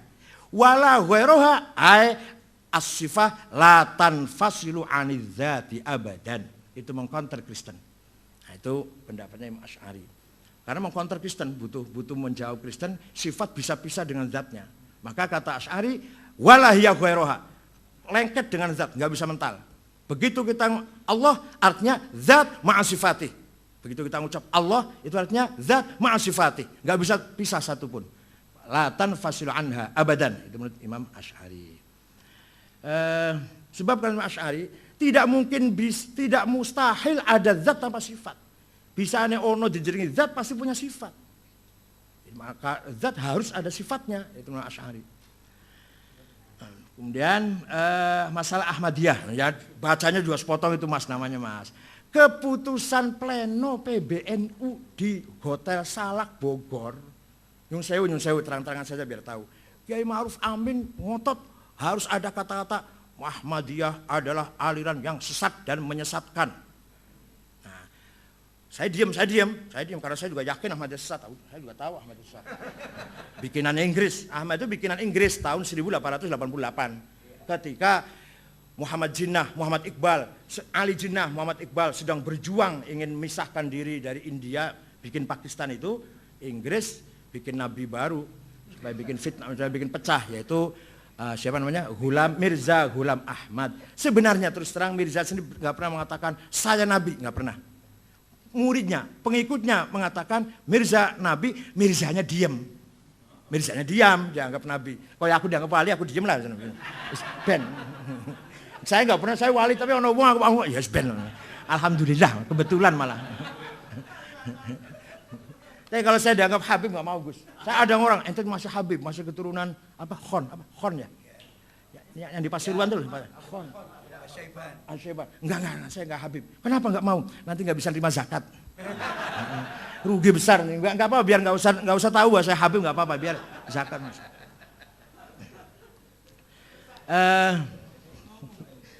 Ahmadiyah menurut keputusan pleno PBNU waktu di sidang komisi Kiai Ma'ruf Amin, Pak Masdar dan saya tetap ngotot ada kata-kata Ahmadiyah adalah aliran yang sesat dan menyesatkan. Ketika di pleno dipimpin oleh Kiai Sahal, Kiai Tolha, katibnya Nazaruddin Umar, ya, tidak usah menggunakan bahasa caci maki. Sehingga keputusannya Ahmadiyah adalah aliran yang ditolak oleh umat Islam di internasional. Itu aja bahasanya. Hanya memperhalus bahasa. Itu kehendaknya Rois Am ketika memimpin sidang. Bukan saya, bukan. Saya hanya menulis gitu aja. Iya betul. Bukan kehendak saya. Saya nggak ikut campur masalah. Dalam hati saya tahu itu sesat dan menyesatkan. Tapi Kiai Sahal menghendaki bahasanya jangan gitu. Kita perhalus bahasa. Jadi Ahmadiyah adalah aliran Islam yang ditolak oleh umat Islam dunia. Enggak menghindari bahasa sesat dan menyesatkan itu. Kemudian apa? Agama-agama itu benar. Ya kalau ditafsirnya begini dong Mas. Kalau memang dia amana billahi imanan sahihan wal yaumil akhir imanan sahihan wa amila sholihan amalan mutabiqan li syariatil islamiyah, selesai. Nah kalau imannya beda dengan iman ya jelas. Kalau imannya mengatakan Yesus anak Tuhan, ya jelas tidak benar dong. Yahudi kalau mengatakan Uzair ibnullah ya tidak benar. Tapi kalau semuanya tauhid dan sahihan, khalisan, mukhlisan, kalau semuanya mengamalkan amal solehan, yaitu syariah, wal yaumil akhir, yaitu iman bi thawab wal iqab wal jannah wan nar wal hisab wal mizan, ya selesai udah. Nama boleh Yahudi, boleh Kristen, tapi kalau imannya seperti itu selesai. Sehingga semuanya adalah Islam. Tapi gak usah menggunakan label Islam, gak apa-apa. Yang penting nilainya Islam, daripada labelnya Islam tapi jauh dari Islam. Kira-kira begitu maksud saya. Ini artinya begini. Keadaan di daerah dengan di Jakarta itu beda. Itu harus disadari.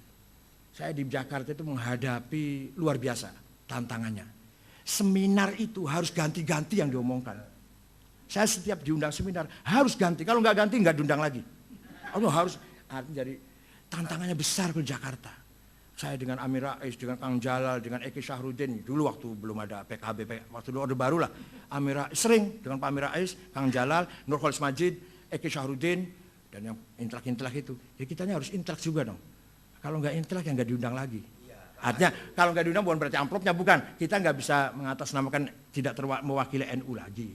Satu. Yang kedua, akhir-akhir ini saya juga, ya ini maaf kalau bukan, ya barangkali cerita tentang sedikit andil saya, sibuk ngelayani Wahabi di Bekasi, di Jakarta Timur, di Depok.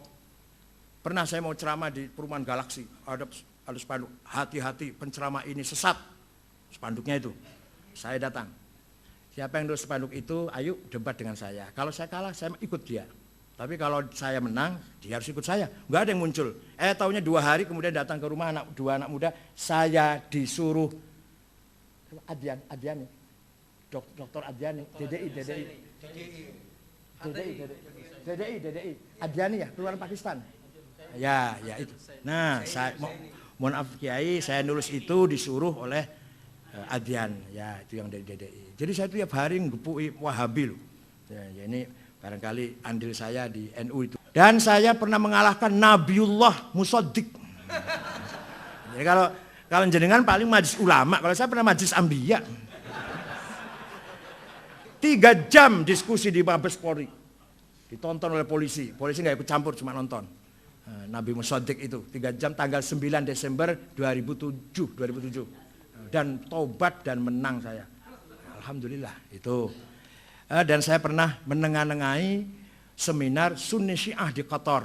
Hari pertama saling caci maki. Syekh Wahbah Zuhaili, Ali Sobuni, dengan Ali Taskhiri. Hari kedua saya tengah-tengahin. Alhamdulillah berhasil, dianggap berhasil gitu loh. Akhirnya malah ditindaklanjuti di Istana Bogor. Hanya sayang karena Menlu abstain di Dewan Kaum PBB, maka yang datang bukan tokohnya, orang-orang kurang berbobot lah, baik dari Syiah maupun dari Sunnahnya.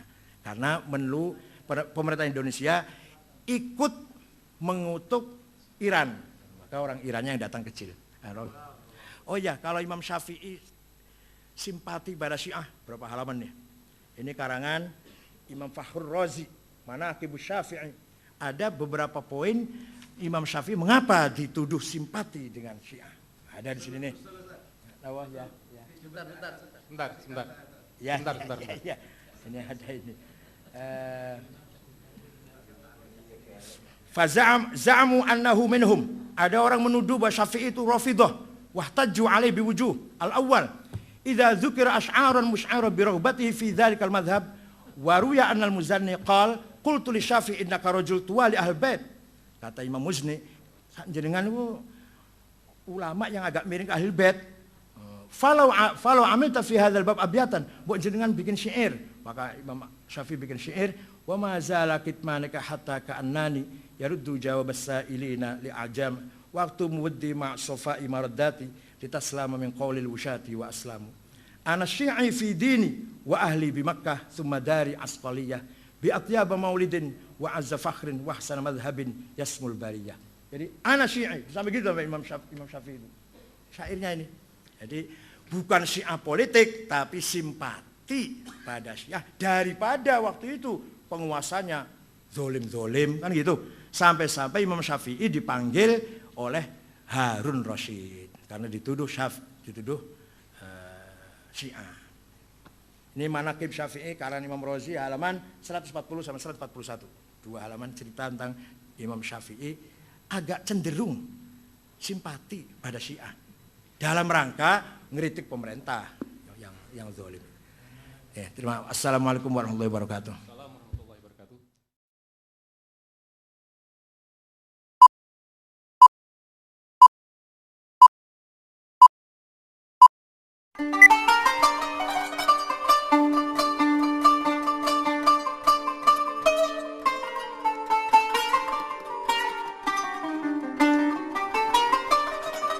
Masih saya berikan waktu kepada komunitas Kiai Muda, yaitu Kiai Haji Abdullah Samsul Arifin untuk menyampaikan beberapa hal, kemudian nanti ditanggapi oleh Kiai Said.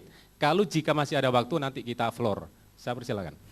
Terima kasih Kiai atas penjelasannya yang cukup didasarkan kepada beberapa referensi, tetapi kita masih ada beberapa hal yang cukup mengikuti. Pertama, kenapa kita tidak sepakat dengan pernyataan Kiai bahwa Islam dilahirkan dalam motif politik? Tadi ada sedikit pemotongan dari informasi yang disampaikan Kiai. Sebetulnya kalau yang kami pahami bahwa ketika Rasulullah mengatakan nanti Persia dan Romawi itu akan ditaklukkan, itu karena menjawab adanya keraguan dari beberapa orang kafir pada waktu itu ketika diajak masuk Islam. Ini kami temukan di dalam sebuah riwayat Ahmad ketika diajak masuk Islam. Ini kami temukan masuk Islam. Ini diajak Ahmad al-Bawi dalam salah satu jamnya, mereka tidak mau masuk Islam karena kekhawatiran. Sebab kalau kami masuk Islam nanti kan kami khawatir akan terjadi embargo, akan terjadi keterputusan hubungan. Akhirnya Rasulullah mengatakan kalau kamu masuk Islam nanti Allah yang akan memberikan karunia, Persia dan Romawi itu akan ditaklukkan. Jadi ini jelas bagi kami bukan Islam lagi dalam motif politik, tetapi ketika kita mengikuti Islam sesuai dengan apa yang dikehendaki oleh Allah, maka karunia akan datang sehingga hajat kita bisa dikabulkan dari situ. Jadi tidak menuduh bahwa Islam itu lahir dalam motif politik. Ini klarifikasi kami terhadap data yang Kiai sampaikan tadi. Kemudian yang kedua, yang cukup menggelitik juga bahwasanya Imam Syafi'i itu adalah simpatisan Syiah. Simpati kepada Syiah tadi dari data yang disampaikan oleh Kiai. Perlu dilihat di situ simpati kepada Ahlul Baitnya sebagai turunan Rasulullah atau kepada ajaran Syiah itu sendiri. Karena di dalam beberapa data yang tadi itu ana Syi'i fi dini wa ahli bi Makkah tsumma dari Asqaliyah biatnya maulid itu bukan dimaksudkan Syiah dalam arti paham Syiah sebagaimana yang berkembang pada saat ini. Syiah dalam arti golongan di situ. Maaf. Itu yang kami pahami karena di sini juga kami mengutip pada Manaqib Asy-Syafi'i. Di sini disebutkan la yuwafiqu al-Imam Asy-Syafi'i radhiyallahu anhu asy-Syi'a fi ma dhahabu ilaihi fi mu'taqadatihim wa ara'ihim wa yadhhabu dzalika jaliyan min illati wujuhihim. Makanya hanya simpati. Iya simpati. Pernyataan itu sesuatu yang cukup bias ketika disampaikan kepada masyarakat. Ketika sekarang disebutkan simpati kepada Syiah, maka dianggap Syiah sebagaimana dipahami orang sebagai sebuah aliran, bukan Syiah sebagai sebuah komunitas di situ daripada Ahlul Bait, bukan kepada alirannya sebagaimana para perkembangan awal Islam. Ini yang perlu kami klarifikasikan ulang. Jadi yang disebut dalam di sini Imam disampaikan beberapa data bagaimana Imam Syafi'i itu menolak terhadap Syiah itu sendiri juga di dalam Manaqibus Syafi'i. Kemudian yang kami tanyakan tadi, Syiah dan Mu'tazilah bukan kami katakan tidak masuk bagian daripada Islam. Jelas kalau dalam kajian sejarah dia Syiah dan Mu'tazilah masuk pada al-firaq al-islamiyah. Tetapi pendapat Kiai menyatakan bahwa Syiah dan Mu'tazilah itu bagian daripada Ahlus Sunnah wal Jamaah. Di dalam buku ini bukan bagian dari Islam lagi, tapi sudah menyempit kepada bagian daripada Ahlus Sunnah wal Jamaah. Yang kami persoalkan bahwa penyebutan ini berbeda dengan definisi-definisi kita tentang Ahlus Sunnah wal Jamaah, walaupun diambil pada definisi universalnya, bukan definisinya Syekh Hasim Al-Asy'ari yang dianggap, ya mohon maaf dalam tanda petik tadi agak cukup memalukan itu. Kemudian di sini ketika yang dimaksudkan pada innalladzina amanu walladzina hadu ila akhirih, mereka yang beriman, imanan sahihan, yakinnya benar, amalan salihan dan sebagainya, tentunya mereka akan berfusi untuk masuk Islam karena keimanan mereka juga, mereka kalau beriman kepada Allah tentunya iman kepada apa yang menjadi kehendak Allah untuk menurunkan Nabi Muhammad sebagai nabi terakhir. Maka inilah yang menjadi keyakinan kami. Kesalahan mereka bukan pada amalia dan keyakinannya mereka. Ketika keyakinan mereka benar dan amal mereka benar sesuai dengan agama mereka, tetapi kesalahan mereka ketidakberfusiannya kepada Islam. Jadi tidak sekedar biarkan saja mereka sekarang namanya Yahudi, namanya Nasrani. Sepenting amalnya adalah Islam. Pada hakikatnya tidak bisa seperti itu, karena bagaimanapun Islam harus ditampilkan baik lafdzon wa ma'nan, bukan hanya pada aspek substansinya tapi nomenklaturnya juga harus diwujudkan. Karena ketika ini disampaikan ya cukup bias, sama dengan kata Ulil, ya enggak apa-apa, saya sekarang Islam, besok Kristen, besoknya, yang penting amalnya seperti ini. Ini yang cukup mengganggu kita di dalam tradisi dan kalangan Nahdlatul Ulama. Mungkin ini ada tambahan dari teman kami. Ada beberapa poin dari buku Kiai yang ingin kami sampaikan, dan tadi oleh teman saya Kiai Abdullah Syamsul Arifin tuh sudah dikatakan bahwa logika berpikir Kiai dalam buku tasawuf tadi sebagai kritik sosial itu rujukannya akan merujuk kepada buku Nash'atul Fikril Falsafi karangannya Dr. Ali Sami An-Nasyar. Kemudian setelah kami teliti, ternyata Dr. Ali Sami An-Nasyar ketika dia mengkaji sejarah firaq dari awal sampai akhir, itu rujukannya kepada kitab-kitab Mu'tazilah, terutama Tabaqatul Mu'tazilah karangannya Ahmad bin Yahya bin Al-Murtada. Dari situ kami sudah mengkaji, di bawahnya ada footnote-nya. Di bawahnya Dr. Ali Sami An-Nasyar itu ada. Dan di dalam buku ini, dalam buku tasawuf, Kiai kan mengatakan bahwa percaya kepada qada dan qadar Allah seperti yang dipercaya, dan mengatakan Nahdlatul Ulama bil qadri khairihi wa syarrihi itu sebenarnya Jabariyah. Itu dalam logika Mu'tazilah seperti ini memang dikatakan Jabariyah, dan Jabariyah katanya mereka berawal atau dikembangkan oleh Muawiyah bin Abi Sufyan seperti Kiai katakan tadi.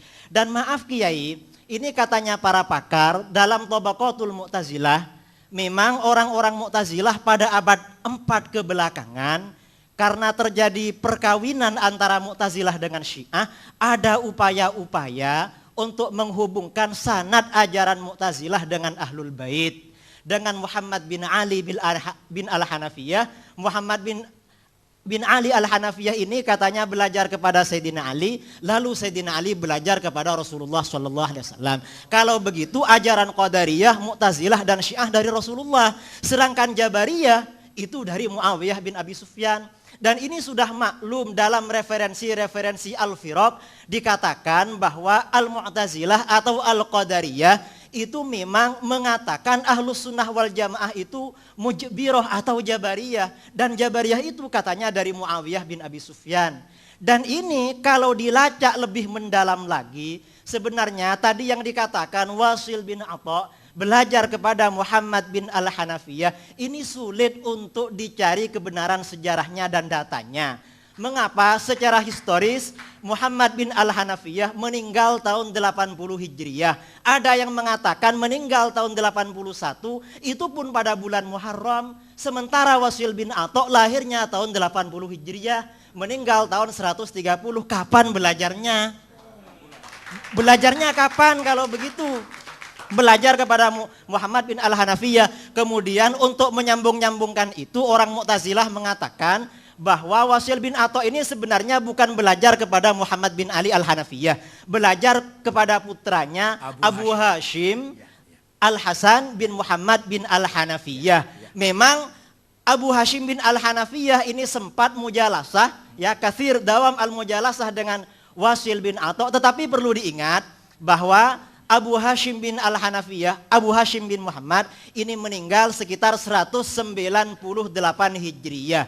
Sementara Wasil bin Atha Al-Mu'tazili ini baru ketahuan ada data yang valid, menyebarkan faham-faham yang keluar dari pemahaman gurunya Al-Hasan Al-Basri setelah dia pindah ke Basrah dan berguru kepada Hasan Al-Basri. Untuk mengetahui, untuk melacak bahwa pemikirannya Wasil bin Atha itu dari Abu Hashim, apalagi dari Muhammad bin Al-Hanafiyah, ini sangat sulit sekali karena riwayat-riwayat yang ada, baik riwayat dalam kitab-kitab Ahlus Sunnah sendiri maupun riwayat dalam Tabaqatul Mu'tazilah atau Tabaqatul Syiah sendiri, tidak ada kutipan-kutipan tentang pernyataan Abu Hashim, apalagi pernyataan Muhammad bin Al-Hanafiyah yang mendukung ajaran Qadariyah. Ajaran Qadariyah yang sebenarnya seperti diriwayatkan oleh Al-Imam Muslim dan Al-Imam Al-Bukhari dalam sahihnya serta kitab-kitab hadis yang lain, itu sebenarnya dari Ma'bad Al-Juhani, dan Ma'bad Al-Juhani itu meninggalnya sama dengan Muhammad bin Al-Hanafiyah tahun 80 Hijriyah. Kapan dia mau belajar? Dalam kitab-kitab Rijalul Hadis dia belajarnya juga kepada Muawiyah bin Abi Sufyan, Anas bin Malik dan sahabat-sahabat yang lain. Ini keberatan kami karena logika yang dipakai oleh Dr. Ali Sami An-Nasyar dan dikutip oleh Kiai itu logikanya Mu'tazilah, bukan logika yang lain. Itu yang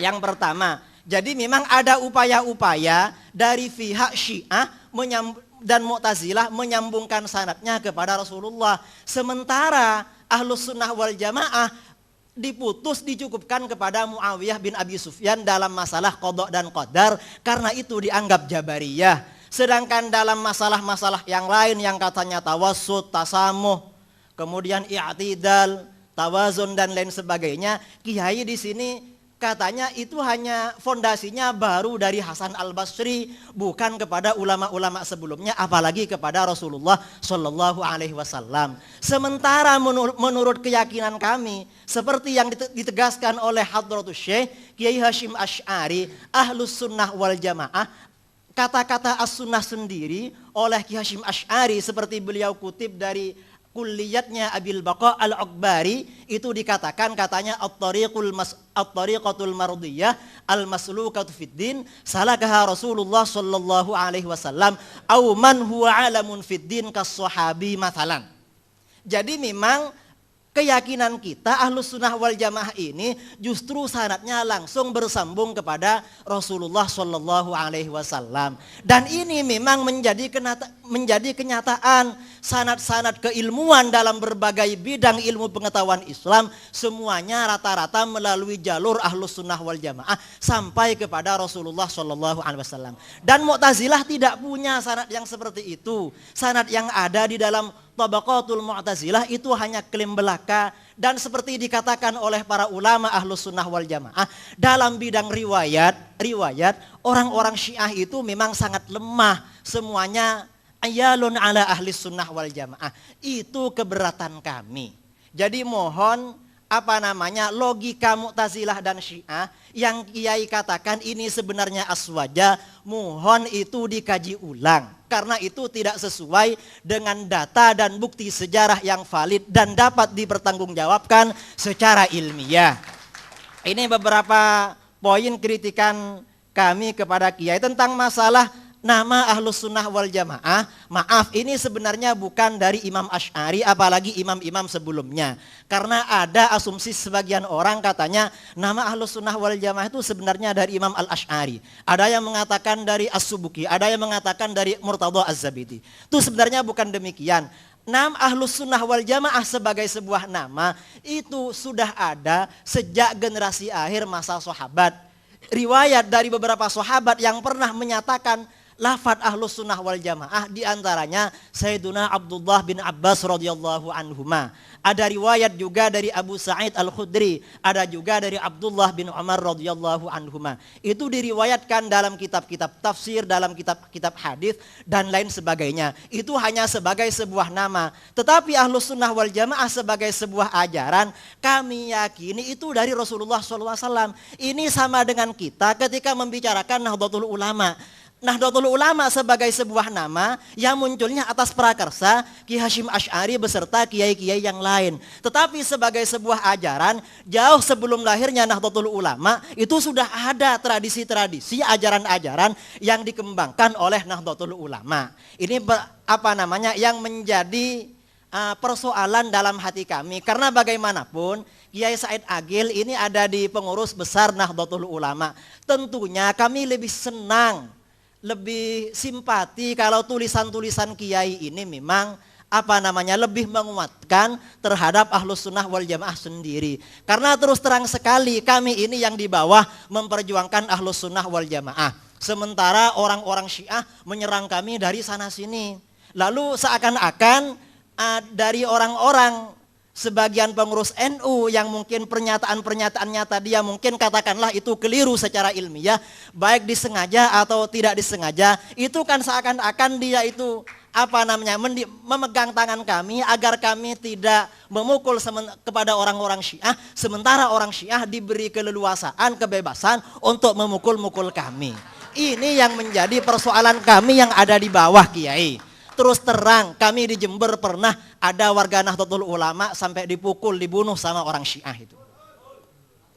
Ini barangkali, kemudian maaf tadi sebagai kritik tadi terhadap sanad yang disampaikan oleh Kiai, sanadnya Kiai Hasyim Asy'ari dari Imam Asy'ari itu menurut kami ya dari mana itu banyak mengkoteknya ya, mungkin dihafal lagi lah Kiai ya mungkin lupa karena banyak mengkoteknya.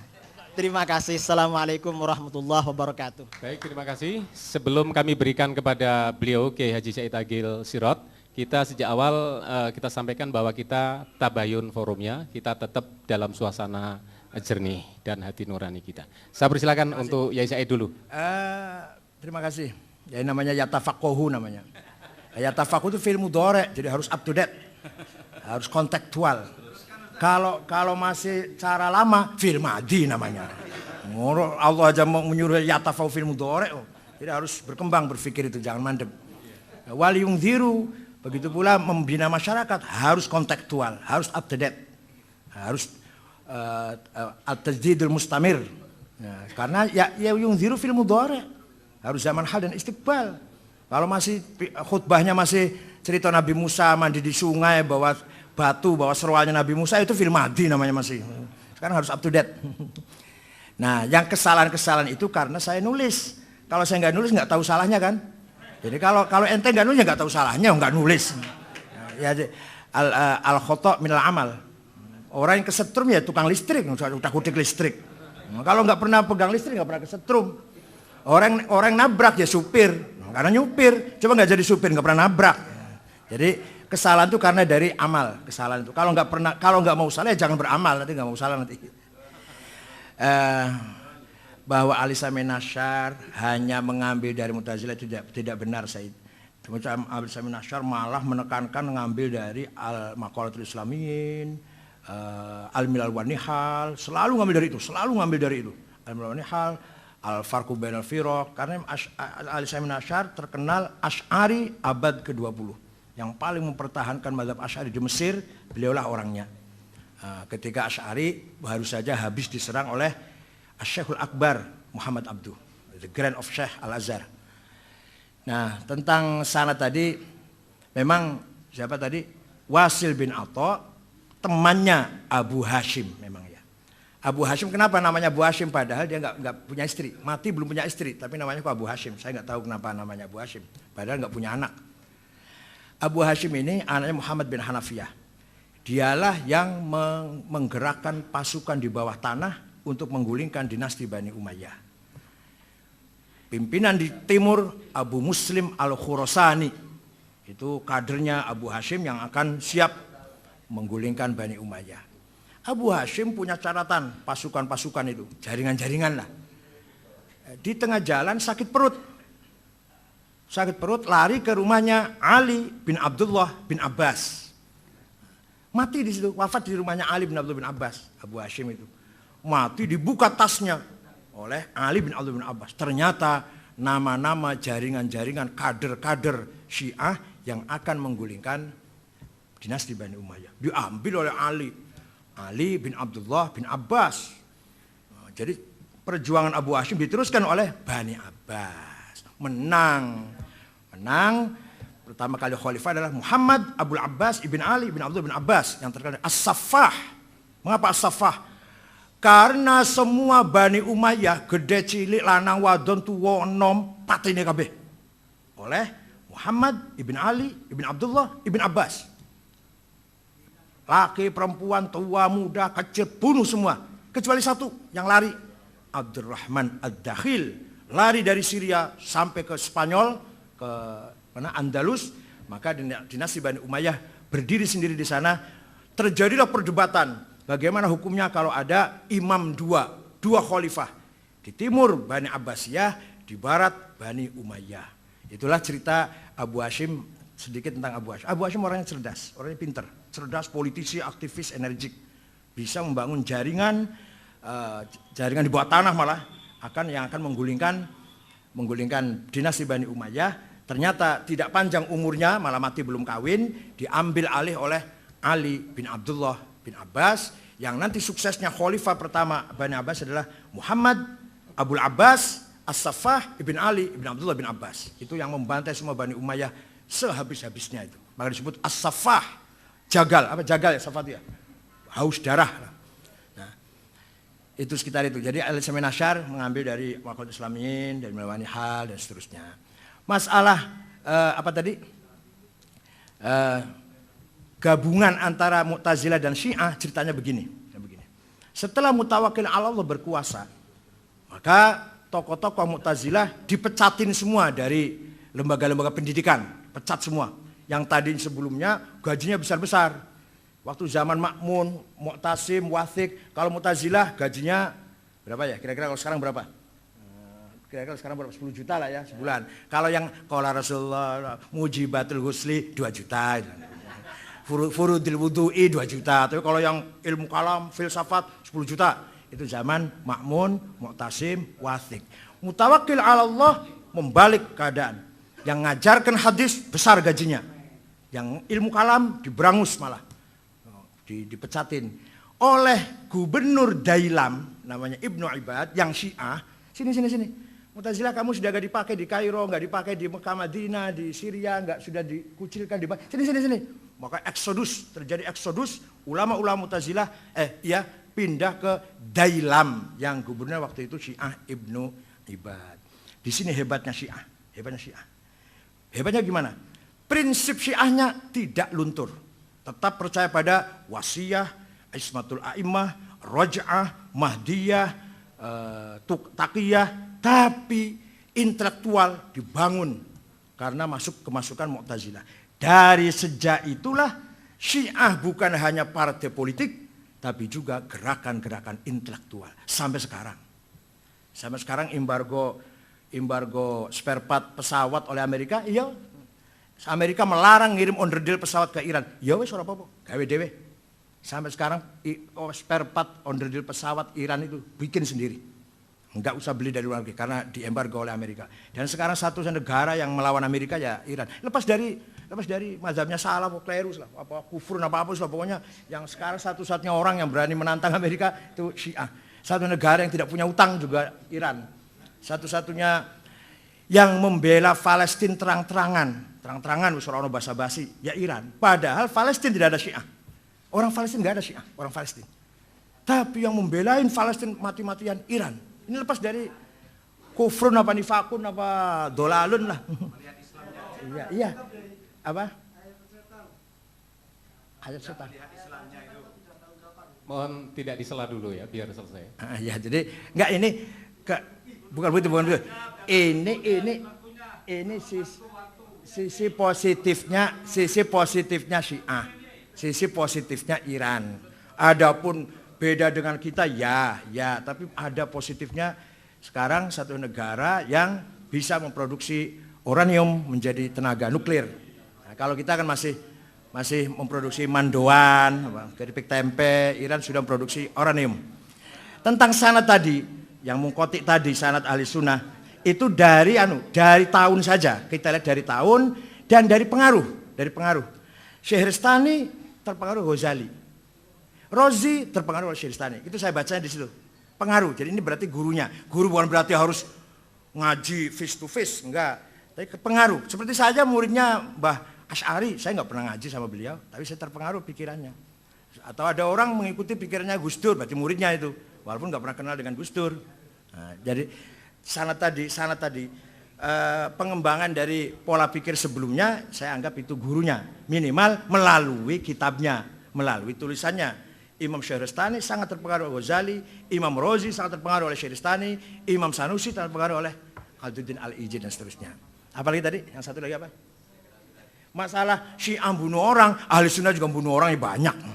Itu masalah pribadi, kelakuan pribadi, bukan karena Syiahnya kemudian bunuh orang. Yang Ahli Sunnah bunuh orang juga ya. Ya, yang tiap hari carok juga banyak Ahli Sunnah semua. Enggak masalah kelakuan, bukan masalah madhab lah. Yang Ahli Sunnah korupsi ya banyak. Ya, jadi seperti tadi saya sampaikan bahwa kita tabayun.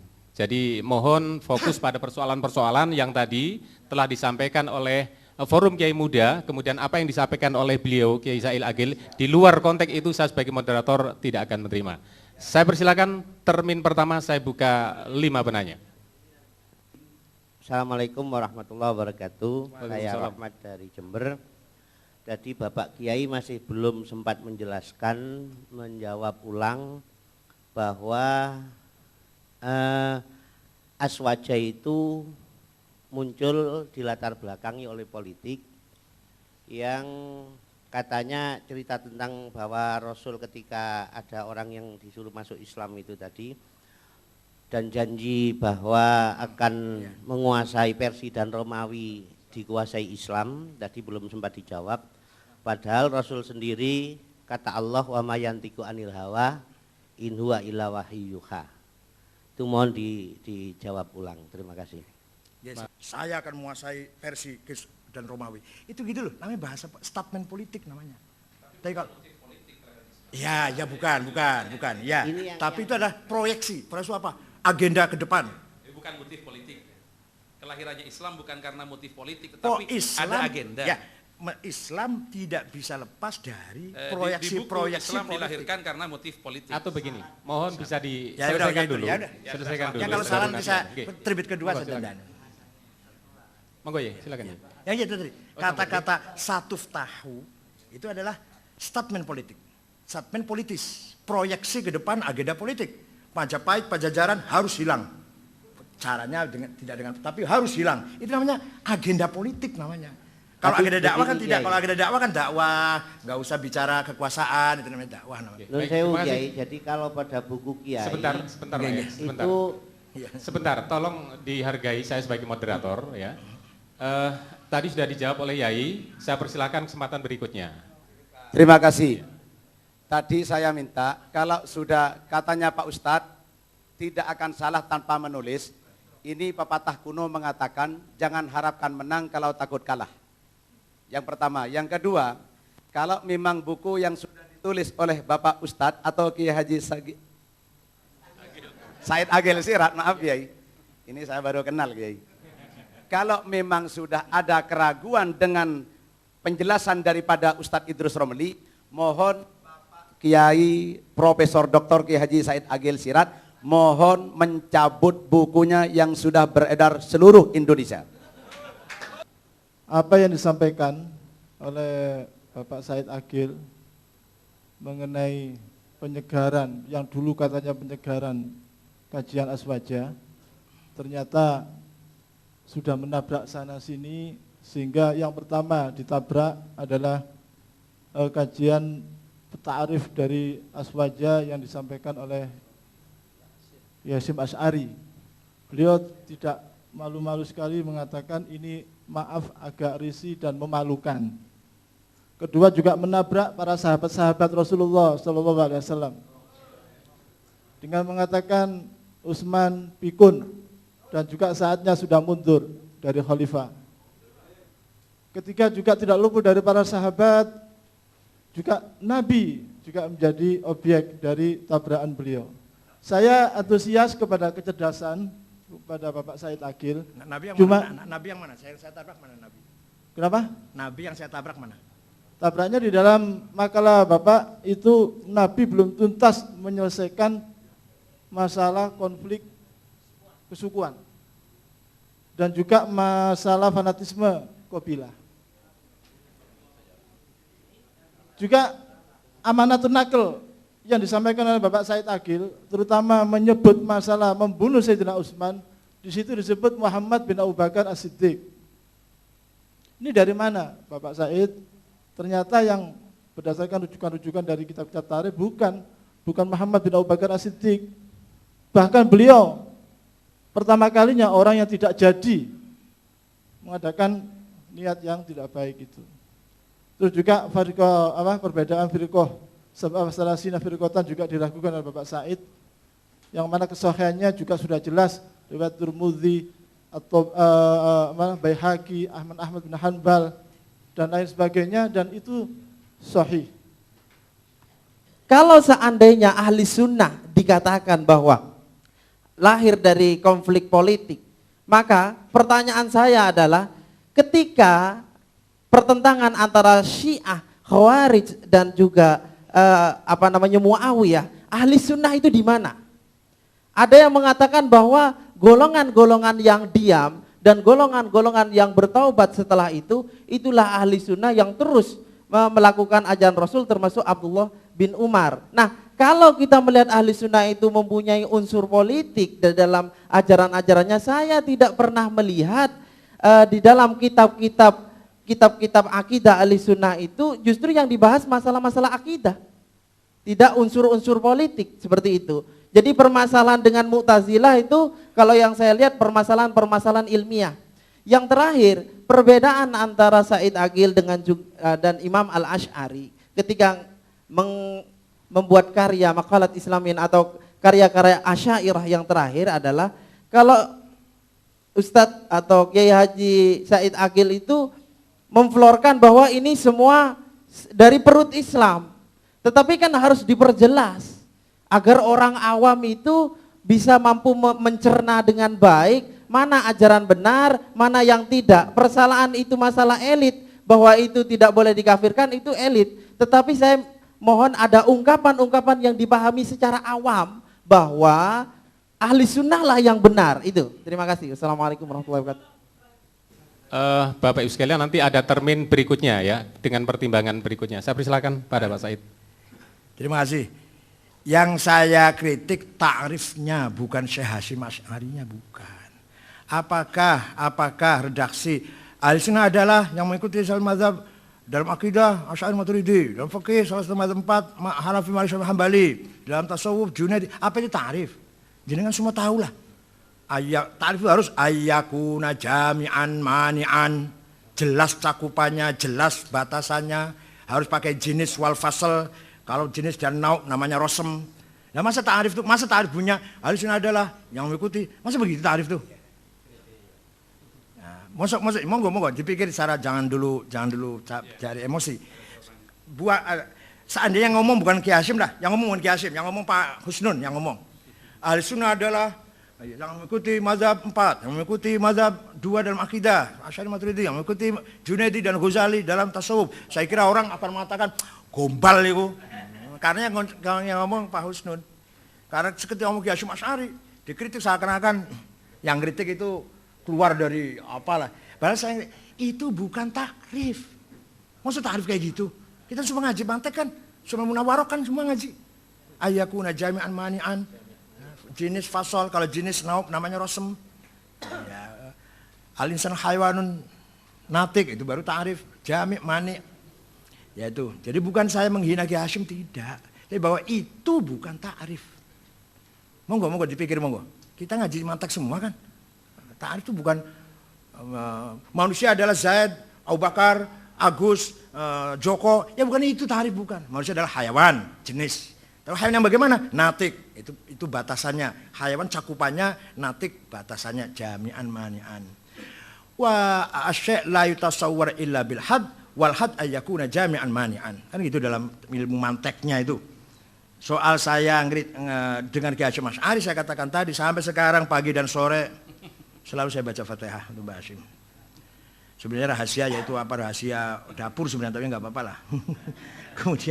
Kemudian saya tidak membela Ahlussunnah yang nggak bener dong. Tiap hari saya sampaikan membelain NU. Tak goblok-gobloknya orang yang nggak mau NU itu. Nah, kalau orang mengatakan saya sholat hanya berdasarkan Quran dan hadis, goblok. Kita nggak mungkin sholat kalau tanpa fikih. Kita nggak mungkin haji kalau tanpa manasik. Kita nggak mungkin baca Quran benar kalau tanpa tajwid. Tajwid itu baru ada tahun 200. yang ngarang tajwid namanya Abu Ubaid Qasim bin Salam yang wafat tahun 224. Baru ada tajwid tahun 200-an. Artinya bid'ah itu tajwid tuh. Baru ada tajwid tahun 200. Nah, tapi kita nggak bisa baca Quran dengan benar kalau tanpa bid'ah tajwid. Saya ngomong gitu setiap ceramah itu saya ngomong gitu. Malah ngomongnya di mana? Di kantor Muhammadiyah, Cikini. Di kantor Muhammadiyah saya ngomongnya itu. Tidak, ya, tapi nggak dengan bahasa goblok enggak. Kita tidak bisa melaksanakan, mempraktekkan ibadah tanpa fikih karena Quran dan hadis tidak mengandung juknis dari praktek ibadah. Saya berani taruhan kalau ada orang pergi haji tanpa ikut seseorang, nggak akan sesat pasti. Nggak bisa cari Arafah, Muzdalifah, Mina dan gimana caranya balang, gimana caranya tawaf kalau tanpa yang ada yang diikutin. Lah, ada yang diikuti itu namanya taklid namanya. Haji ikut orang, cara tawafnya, cara balang, namanya taklid. Itu saya ngomong gitu di kantor Muhammadiyah Cikini. Ada Dini Hamsuddin, ada Agung Gumelar, ada Pat Yasno, ada Ria Mizar Yakudu, ada dan sebagainya. Walhasil yang saya hadapi lebih besar lagi itu. Kemudian saya menghujat sahabat, bukan saya Ustadz, nerjemah dari kitab ini. Al-Imam Asy'ari bin Qutaibah Ad-Dinawari. Jangan Ad-Dainuri bacanya, Dinawari. Jangan Ad-Dainuri, enggak ada kota Dainur, ada Dinawar. Al-Asma'i, enggak ada Asma'i, Asma'. Az-Zabidi bukan Zubaid, Zabid. Apalagi jadi silakan baca ini Al-Imamah Wasyasah Ibnu Qutaibah Ad-Dinawari. Ini ahli sunnah tenanan nih. Bukan kitab Syiah bukan. Saya pun heran. Sayyidina Ali dengan Muawiyah kirim surat saling syatem, saling ngenyak, saling misuh-misuh lah. Ya aduwallah. Oh ya. Enggak ada suratnya. Ketika kirim surat pada Muawiyah. Mohon bisa diselesaikan dulu. Ya. Moga ya. Baca dulu Habib ya, baca dulu Habib.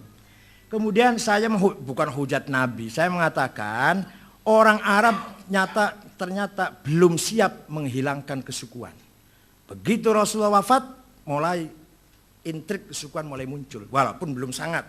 Sangatnya nanti puncaknya Bani Umayyah, Bani Abbasiyah, Bani Saljuk, Bani Buweh, itu kan sudah suku itu namanya.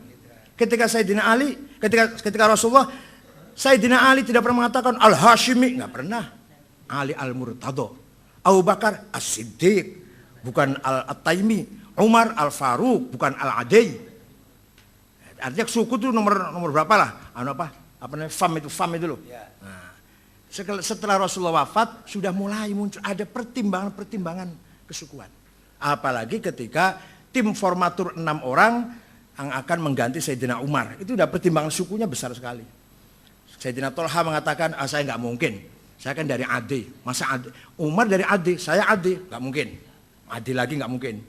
Nah, kalau Sa'ad bin Abi Waqqas, saya dari keluarga Zahroh. Nah, keluarga yang kecil, nggak berwibawa, nggak mungkin. Kata Zubair, saya dari Bani Hashim. Ada Ali, nggak mungkin saya jadi. Kata siapa lagi? Abdurrahman bin Auf, saya dari Bani Umayyah. Ada Utsman. Walhasil pertimbangan suku muncul lagi. Ketika zaman Rasulullah tidak ada orang bangga dengan suku, malah malu kalau mengatakan suku itu, malah hilang. Abu Bakar As-Siddiq, Umar Al-Faruq, tidak pernah Abu Bakar At-Taimi, Umar Al-Adi, nggak pernah. Sayyidina Ali pun nggak pernah Al-Hashimi, nggak. Ali Al-Murtado. Walhasil bukan nabinya yang saya kritik, masyarakatnya yang saya kritik. Orang Arabnya yang sulit diatur, gitu loh. Atau ternyata Mbah Hasyim Asy'ari kurang berhasil, orang masih banyak nolak NU. Ya bukan Hasyim Asy'arinya yang salah, masyarakatnya loh. Gitu. Ya, ini kalau yang membunuh Sayyidina Utsman saya katakan Muhammad bin Abu Bakar masuk.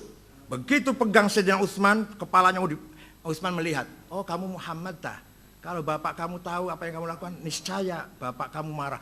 Keluar Muhammad, nggak jadi membunuh. Datang 2 orang yang sampai sekarang namanya nggak jelas siapa. Itulah yang membunuh Sayyidina Utsman.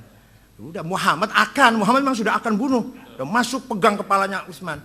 Karena suratnya Sayyidina Utsman itu kepada Abdullah bin Abi Sarah, kalau surat ini kamu terima, bunuhlah Muhammad bin Abu Bakar.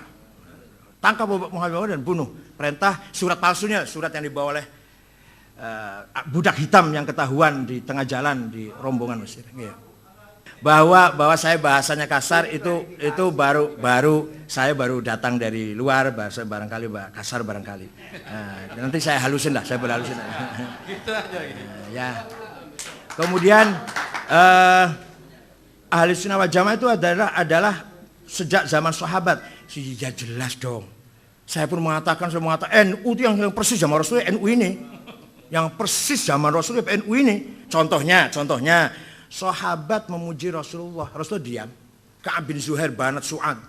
Inna Rasulullah sayfun istadha'u bi Muhammadun min sifillah maslulu fi usbatin min Quraisyin qala qailuhum bi batni Makkah lama aslamu zulu zalu fama zala ankasun wala kusufu 'inda liqa'i wala min ma'azilu syamul aronin Abdullah busuhum min Dawud fil haja sarabilu la yafrahuna idza nalat rimahuhum qauman wala ismal jazi'a idza nilu. Itu saya hafal banat Su'ad, muji-muji Rasulullah sampai dikasih selimutnya. Selimut itu bahasa Arabnya burdah. Maka setiap ada qasidah yang intinya memuji Rasulullah disamakan qasidatul burdah. Artinya memuji Rasulullah adalah sunnah takririyah. Goblok. Saya selalu mengatakan goblok itu pada Muhammadiyah, goblok bukan pada. Itu namanya sunnah takririyah goblok. Artinya NU ini persis seperti yang diperoleh oleh NU adalah yang terjadi ketika zaman Rasul. Jadi memuji Nabi Muhammad itu, baca maulid Nabi, baca Debak Barzanji, sunnah. Apalagi bid'ah malah sunnah takririyah. Habib Lutfi di bawah malah ngomong wajib malah. Habib Lutfi malah, waktu saya ngomong di Magelang sunnah, malah wajib itu bukan sunnah. Ya udah wajib lah udah. Jadi bahwa ahli sunnah itu sesuai dengan Rasulullah. Ya. Nah sekarang tadi mas yang ini, di mana ahli sunnah ketika Ali dan Muawiyah? Jadi kan kayaknya menganggap Ali bukan ahli sunnah kalau gitu. Ali itu ahli sunnah. Jadi Sayyidina Ali ahli sunnah. Jadi nggak usah tanya di mana ahli sunnah. Ali itu ahli sunnah. Kemudian kalau kita ahli sunnah merasa di pihak yang benar, jangan ragu kita berhadapan dengan siapapun. Tapi ahli sunnah yang mana? Ahli sunnah yang merujuk kepada maqalatul islamiyin, merujuk kepada al-risalah ahli thagar atau takwilati ahli sunnah karangan Abul Mansur al-Maturidi. Itu yang paling orisinil sudah. Maaf ya. Kalau ahli sunnah itu oleh kiai-kiai di sini ya sudah ahli sunnah yang lokal. Kalau kita mau ya betul ya enggak maaf ini. Kalau ahli sunnah mau betul-betul baca ahli sunnah yang tenanan, baca Asy'ari maqalatul islamiyin, baca al-Maturidi, takwilati ahli sunnah. Permintaan bahwa saya suruh dicabut bukunya, ya enggak bukunya, nanti diralat saja. Soal minta maaf saya sudah tanda tangan di Lirboyo. Kemarin saya dipanggil Lirboyo, 1, tetap akan bertahan ahli sunnah. 2, minta maaf kepada ulama atas pendapat saya kontroversi. 3, siap ditegur, dinasihatin oleh para ulama.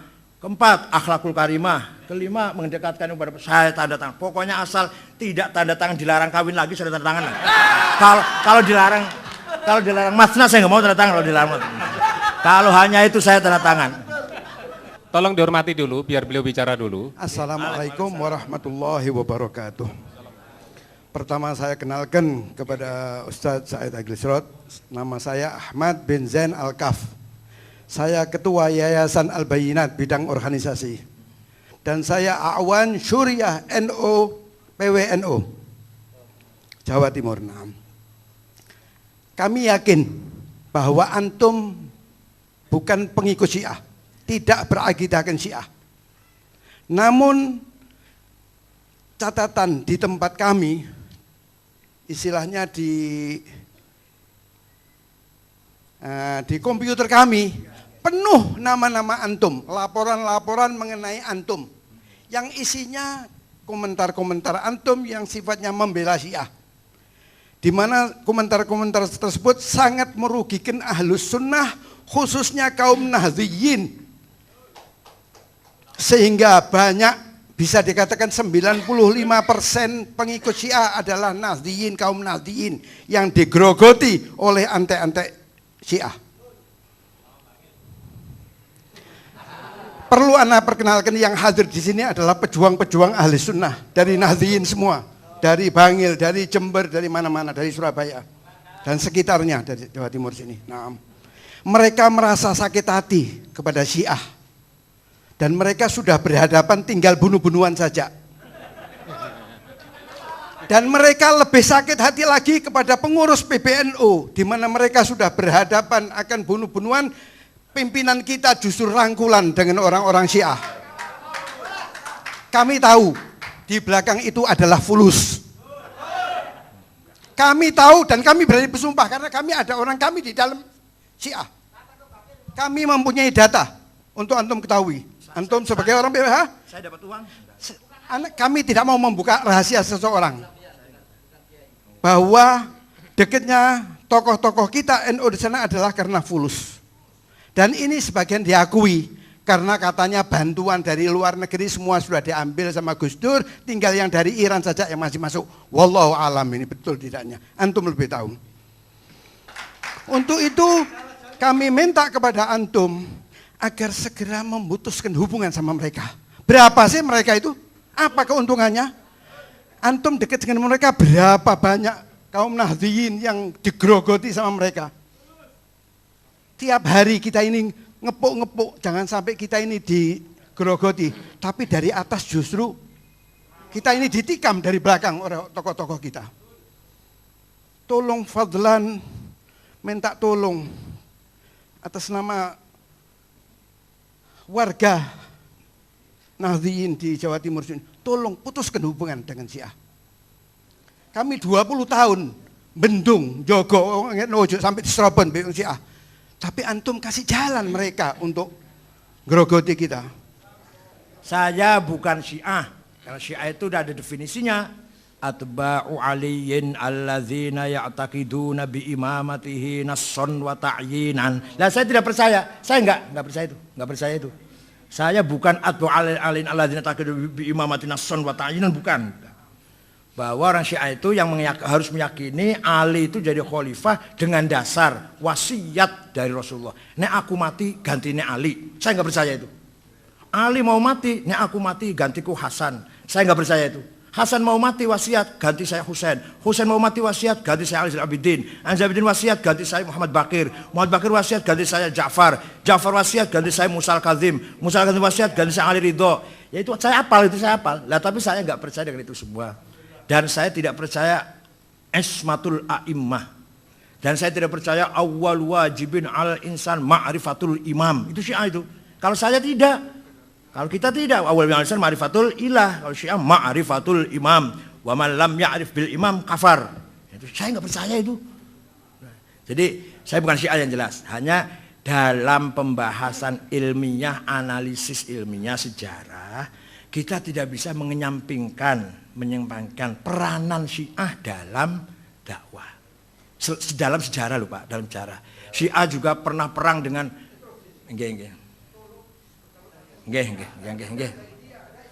Ya.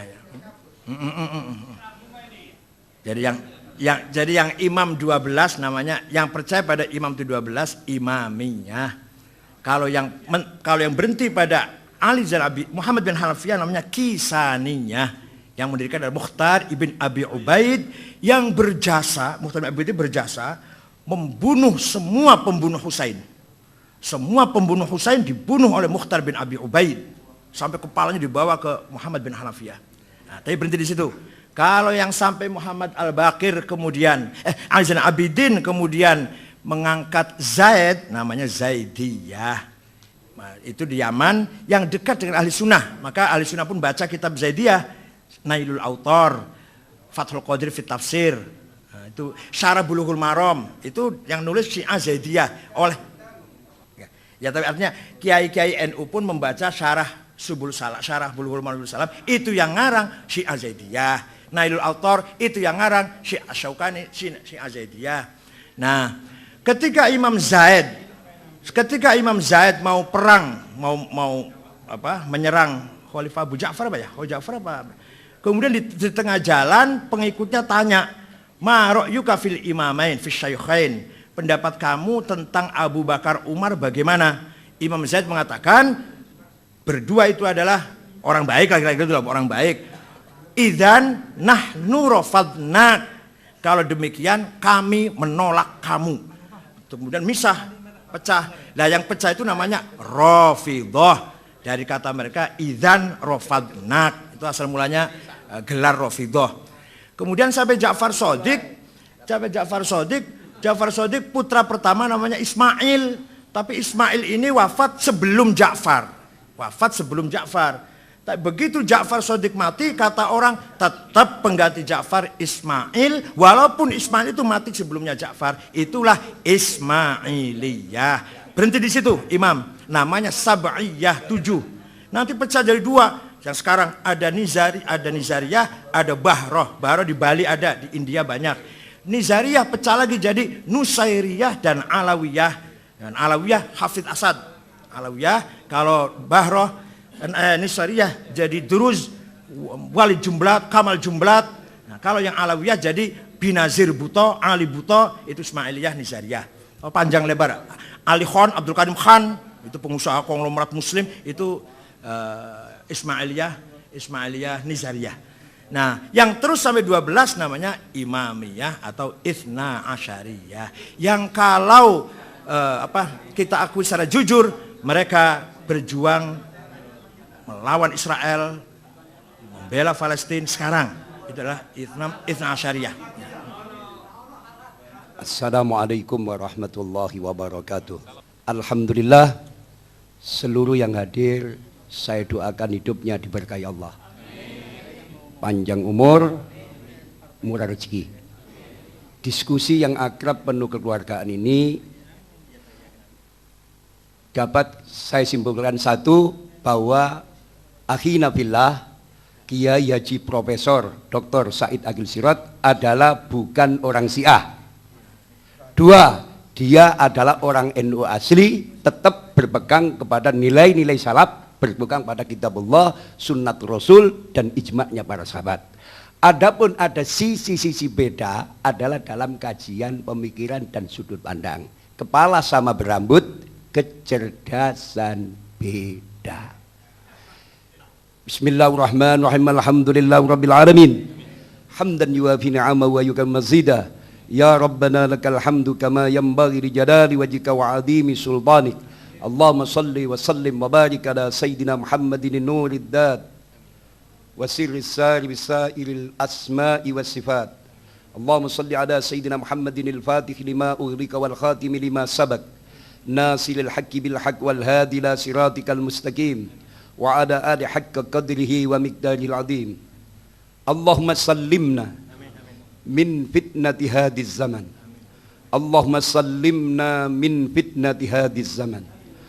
Allahumma sallimna min fitnati hadhiz zaman.